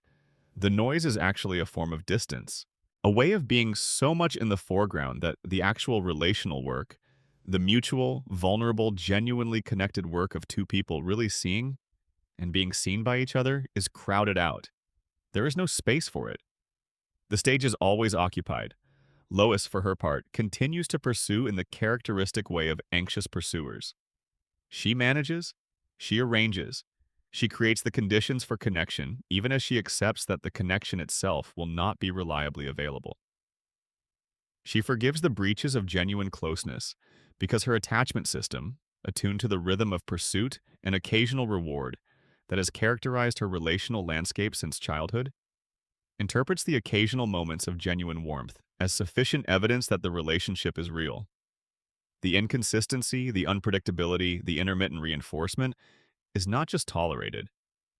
It is, to an attachment system calibrated to exactly this kind of inconsistency, the familiar texture of love. This is one of the most counterintuitive and most important insights in all of attachment research. Intermittent reinforcement, the pattern in which a reward or positive response is delivered on an unpredictable and inconsistent schedule, actually produces stronger, more tenacious behavioral patterns than consistent reinforcement does. The slot machine produces more persistent gambling than a machine that pays out every time. The relationship that occasionally delivers genuine warmth in the context of overall inconsistency produces a more intense attachment than one that is uniformly warm and consistently responsive. The unpredictability is part of what makes it feel important. You cannot stop reaching for it because you never quite know when the warmth will come, and the fear of missing it when it finally does is more powerful than the weariness of reaching for it and finding nothing. Peter and Lois are, in a very literal sense, a slot machine marriage, and both of them are addicted to the pull. The moments of genuine connection that appear in their marriage in the show's better episodes are real. The warmth is real. The love is real. Neither Peter nor Lois is performing their attachment to each other entirely.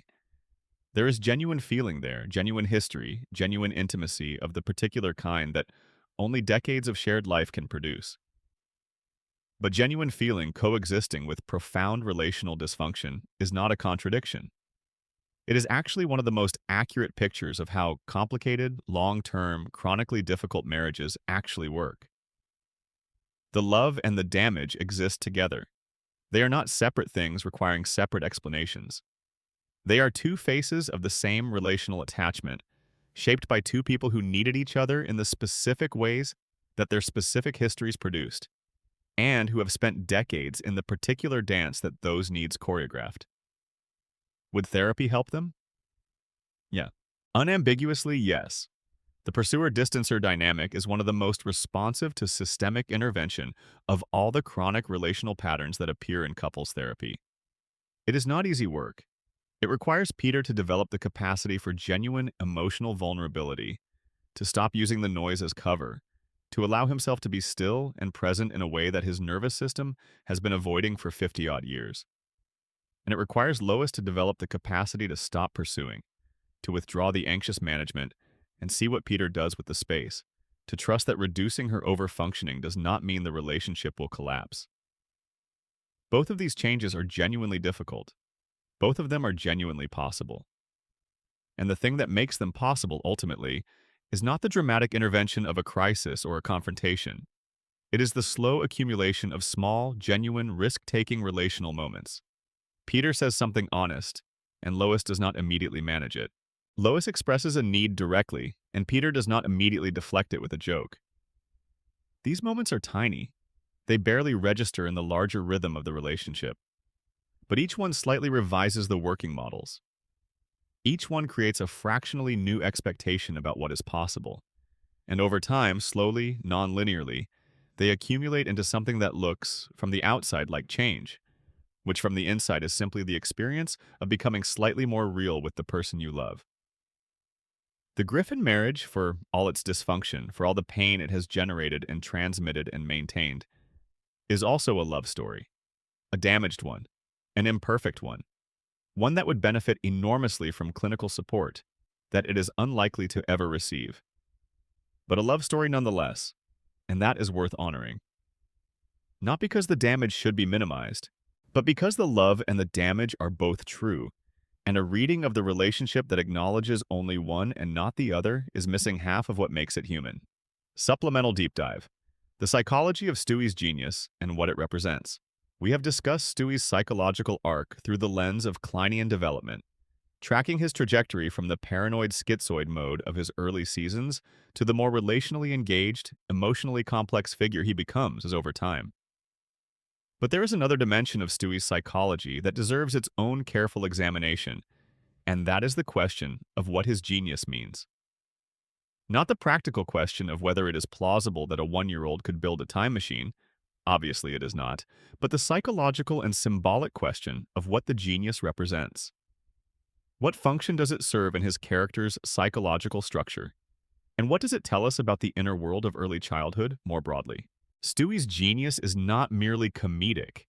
It is specifically organized around control.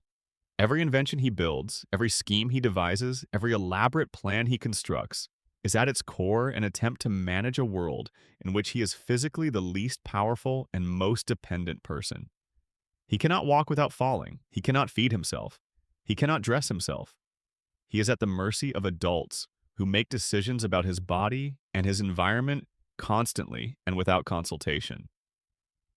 The genius, the elaborate technological mastery, the grandiose schemes are all forms of the same psychological operation.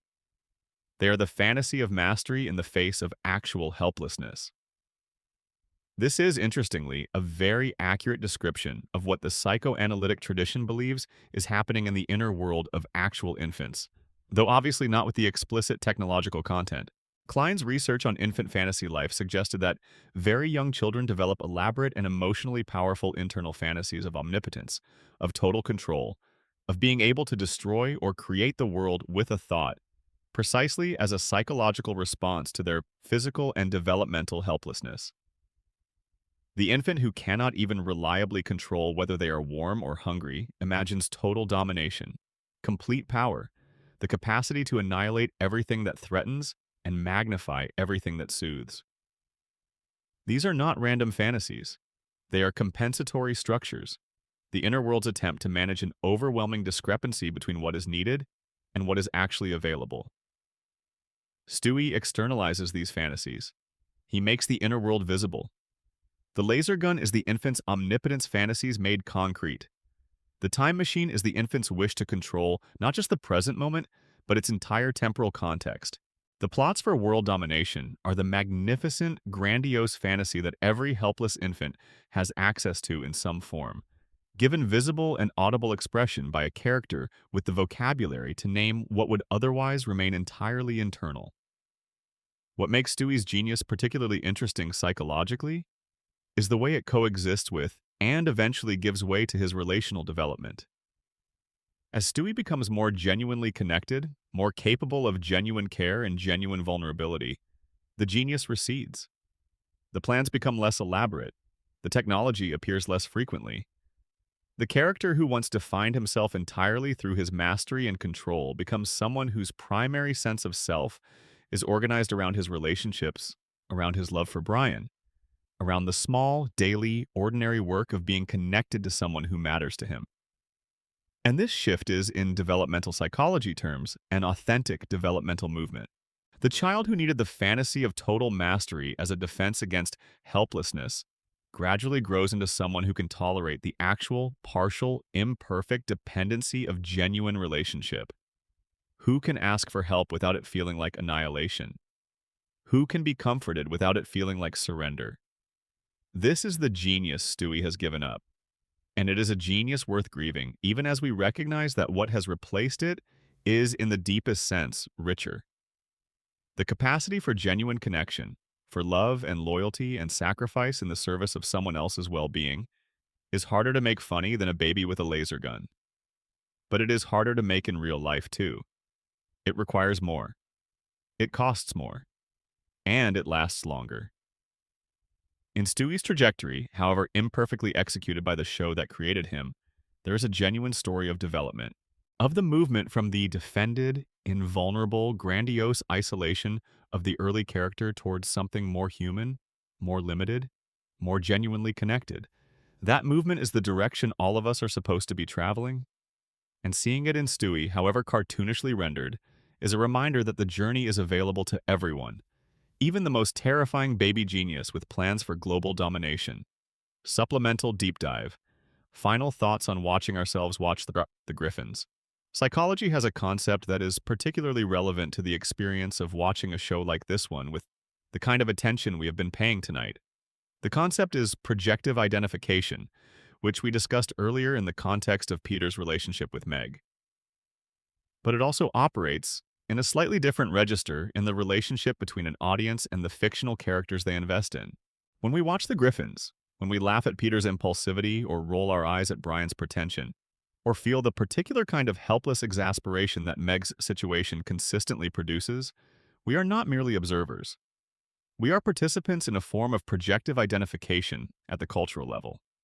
The characters are doing something that fictional characters, at their most effective, always do. They are holding something for us. They are making it possible for us to be in the presence of psychological material that would be harder to encounter in our own direct experience, because the frame of fiction gives it a slightly different quality. It is safely other. It is over there in those specific people with those specific circumstances, rather than in here in my own chest, in my own family, in my own history. The laughter that the Griffins generate is partly genuine comedy, but it is also, for many viewers, something else. It is the laughter of recognition managed from a distance. The laugh that means, I know this. I have been in this. I have been this. The laugh that allows you to encounter something true about human experience without the full vulnerability of encountering it directly. There is nothing wrong with this. It is one of the primary psychological functions of narrative and drama and comedy throughout all of human history. We tell stories about difficult things so that we can be in the presence of those things without being destroyed by them. We make the frightening things into art so that we can look at them long enough to understand them.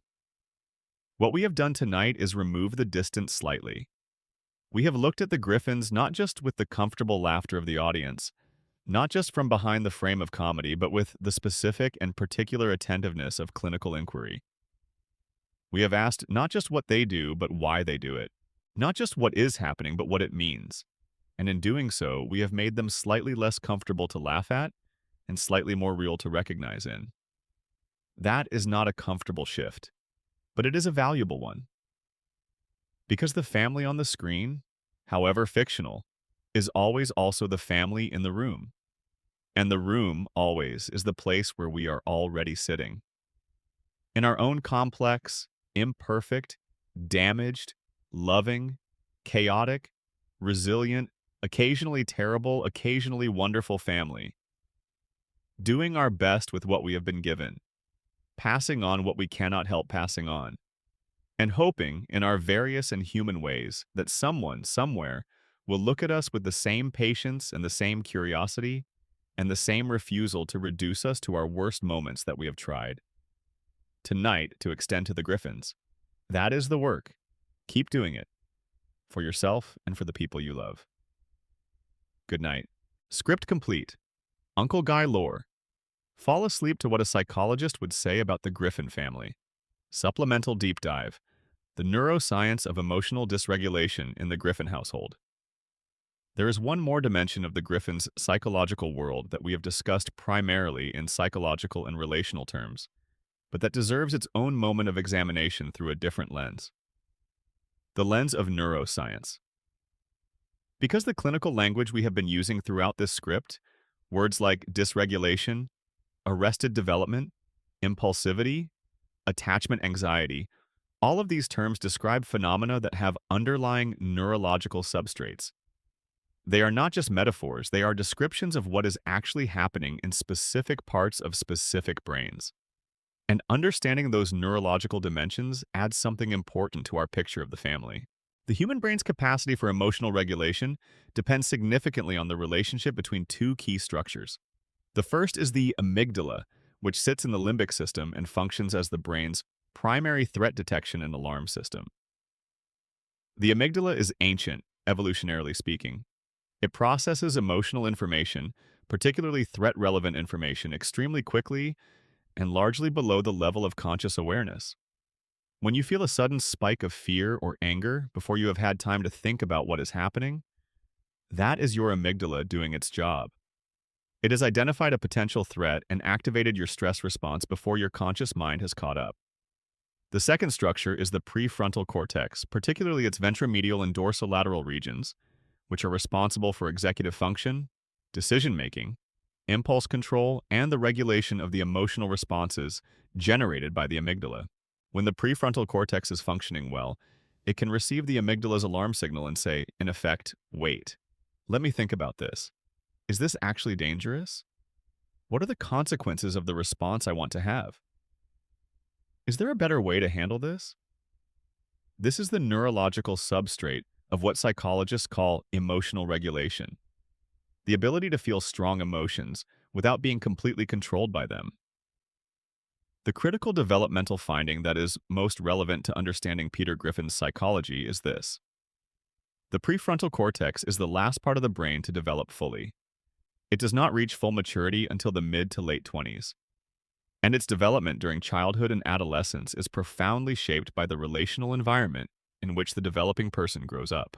Children who grow up in environments characterized by chronic stress, unpredictability, or trauma show measurable differences in prefrontal cortex development compared to children who grow up in calmer, more regulated, more predictable environments.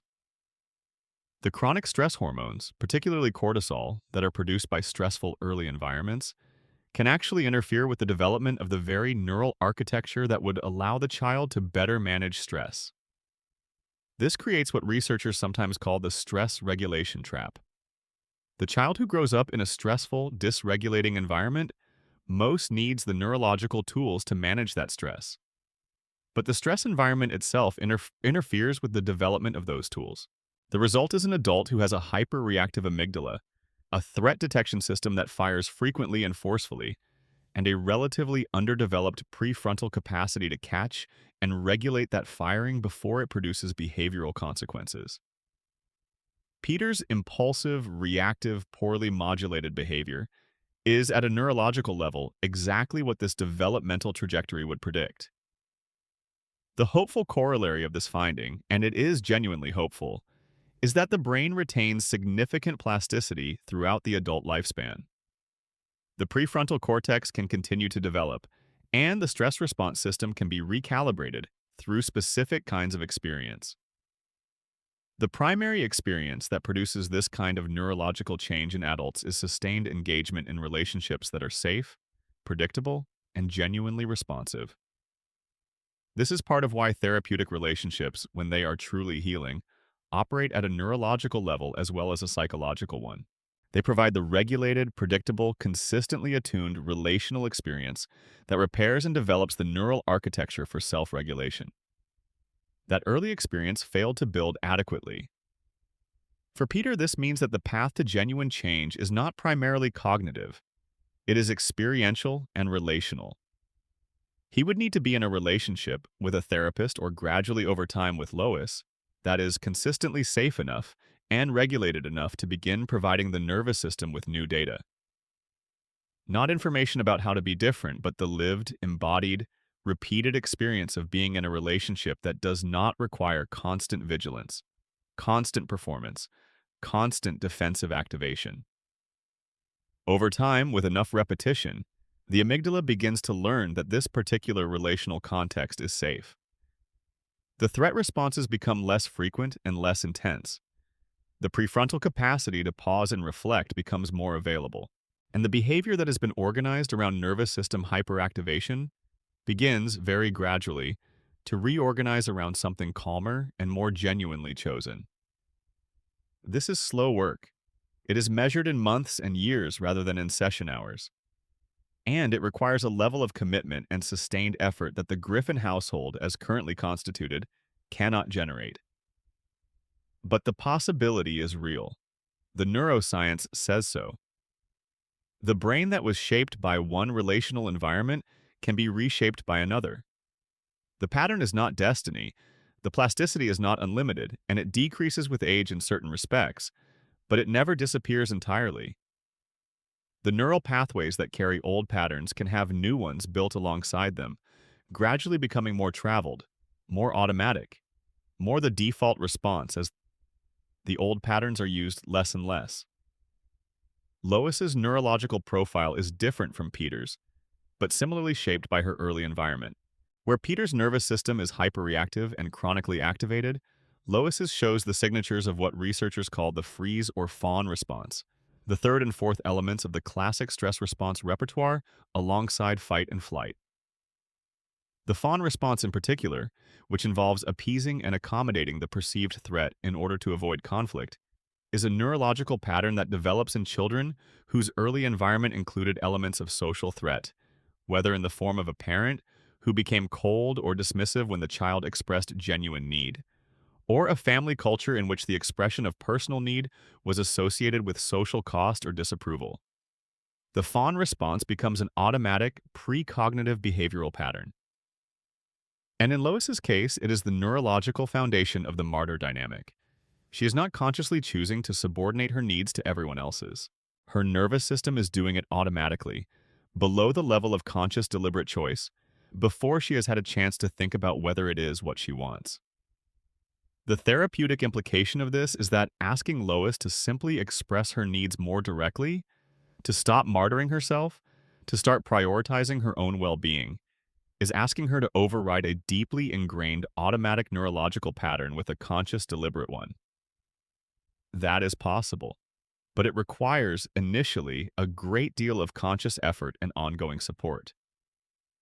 It is slow, effortful, frequently uncomfortable work that requires the development of new neural pathways to run alongside the old automatic ones. And it requires an environment, a therapeutic relationship, and eventually a domestic environment that is safe enough for the fawn response to gradually become unnecessary. When Lois's nervous system learns, truly learns, that it is safe to be seen and to have needs, the automatic suppression begins to quiet. The space that was being occupied by the constant vigilance of the fawn response becomes available for something else. For actual choice, for actual expression, for the experience of being present in her own life in a way that she has never quite been able to sustain. This is the neuroscience of the Griffin family, the science of what happened to two developing brains in two different but both inadequate early environments.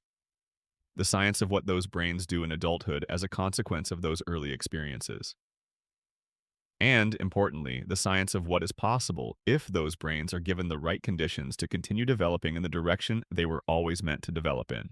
The direction of regulation, of genuine choice, of the capacity to be present for themselves and for each other in a way that feels finally like something worth having. The brain that was shaped by one relationship can always be touched by another. That is the promise that neuroscience and psychology share. And that is the promise on which the whole project of healing rests. End of script. Total approximate word count, 30,000 plus words, Uncle Guy lore. Fall asleep series topic. What a psychologist would say about the Griffin family.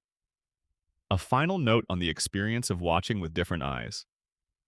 There is something worth saying about what it means to have spent this particular kind of time with this particular family. We live in an era of content, of rapid consumption, of the skip forward button and the algorithm and the endless queue of things competing for our attention. Most television, most media, is designed to be consumed quickly and forgotten cleanly. You watch it, you enjoy it, you move on. The experience leaves no particular residue. It asks nothing of you beyond the willingness to be present for its duration. The kind of attention we have been paying tonight is different. It is slower. It asks more. It sits with things longer than is comfortable. It refuses the quick laugh and the quick move on. It says, no, wait, let us stay here a moment and ask what is actually happening. And that different quality of attention produces a different kind of experience, one that is less immediately satisfying and more lastingly meaningful. One that does not resolve itself neatly but leaves you with questions that you will carry for a while, turning them over quietly in moments when the noise is low enough to think. Why do people choose the partners they choose? Why do the patterns that hurt us tend to repeat? What makes it so hard for even intelligent, well-intentioned, genuinely loving people to be consistently good to each other? How much of who we are is the history we were born into, and how much of it can we choose our way out of? These are not questions with clean answers. They are not questions that a YouTube video, however long and careful, can fully resolve. They are questions that will follow you out of this listening space and into your morning and your week and your year. And the fact that they follow you is exactly the point. The best kind of engagement with stories, The most valuable kind is the kind that does not end when the content ends. That travels with you. That subtly rearranges your perception of things you thought you understood. That makes the next time you encounter a familiar pattern in yourself or in someone you love slightly more available to your curiosity and slightly less automatic in your response. That is what the Griffins, seen this way, can do for you. Not because they are exemplary, not because their choices are good, or their relationships are healthy, or their solutions are worth emulating, but because their dysfunction is visible, and visibility is the beginning of understanding, and understanding is the beginning of choice. The pattern you can see is the pattern you can, in principle, interrupt. The wound you can name is the wound you can, in principle, begin to tend. The family you can look at clearly, with compassion and without flinching, is the family from which you can, gradually and imperfectly and with many setbacks, begin to separate yourself enough to become someone genuinely your own. That is the gift that fictional families, at their most truthful, can offer. Not models, not solutions, but mirrors. The particular kind of mirror that shows you something real about the human situation and trusts you to do something thoughtful with what you see. Thank you for being here tonight. Rest deeply. And if this found you at a time when you needed it, I hope it helped. Subscribe if you want more of this. Drop a comment with where you are in the world and what time it is. And until the next one, take good care. Postscript. A psychologist's reflection on fictional families and real insight. Before we fully close the door on this particular examination, there is one more thread worth pulling. It is a meta-level thread, one that sits above the analysis of any individual character and asks a broader question about why clinical psychology applied to fiction is a worthwhile thing to do in the first place. Because someone, at some point in the history of the internet, decided that taking cartoon characters seriously was an inherently absurd or embarrassingly earnest enterprise. And that person was wrong. The tradition of applying psychological and psychoanalytic frameworks to fictional characters is as old as psychoanalysis itself. Freud wrote extensively about Hamlet and about the Oedipus myth. His colleague Carl Jung built significant portions of his theoretical framework on the analysis of mythological and literary figures. The entire field of narrative therapy, developed by Michael White and David Epstein in the 1980s and 1990s, is premised on the idea that the stories we tell about ourselves and others, whether those stories are drawn from lived experience or from cultural texts, are not merely entertainment. They are the medium through which we construct and maintain our sense of who we are and what the world is like. Fiction and psychology have always been in conversation, because both are fundamentally in the business of trying to understand what it is like to be a person. The Griffin family is, in this tradition, simply the most erudite and most culturally accessible of a long line of fictional families that have served as vessels for psychological insight and cultural self-examination. Long before Peter Griffin, there was Willy Loman. Before Willy Loman, there was King Lear. Before Lear, there was Agamemnon. The specifics change. The settings change. The stylistic registers range from the tragic to the pathetic to the cartoonishly absurd. But the underlying project remains consistent. The project of creating a family, a set of deeply related people with deeply related wounds, and placing that family in situations that reveal something essential and true about the way human beings live and love and fail each other. The way the sins of the parents become the burdens of the children. The way love and damage travel together through time. The way a person can be both the best and the worst thing in someone else's life, depending on the day, the circumstance, the degree to which their own unprocessed pain is driving, rather than being consciously steered. The Griffins are not Willy Loman, they are not Lear, they are funnier and louder and less consciously dignified. But they are engaged in exactly the same human project as those more formally canonical characters. The project of being a family, of trying to hold together something that is always at risk of coming apart, of reaching for love with hands that are, simultaneously, the hands that cause the most damage, of wanting, despite everything, to be better than the history that made you, and of discovering again and again that wanting and doing are separated by all the weight of everything that was done to you before you were old enough to know it was happening. That is the Griffin family. That is every family in some form. And that is why this kind of examination, slow and careful and unwilling to settle for the easy laugh, is worth doing. Thank you for listening to all of it.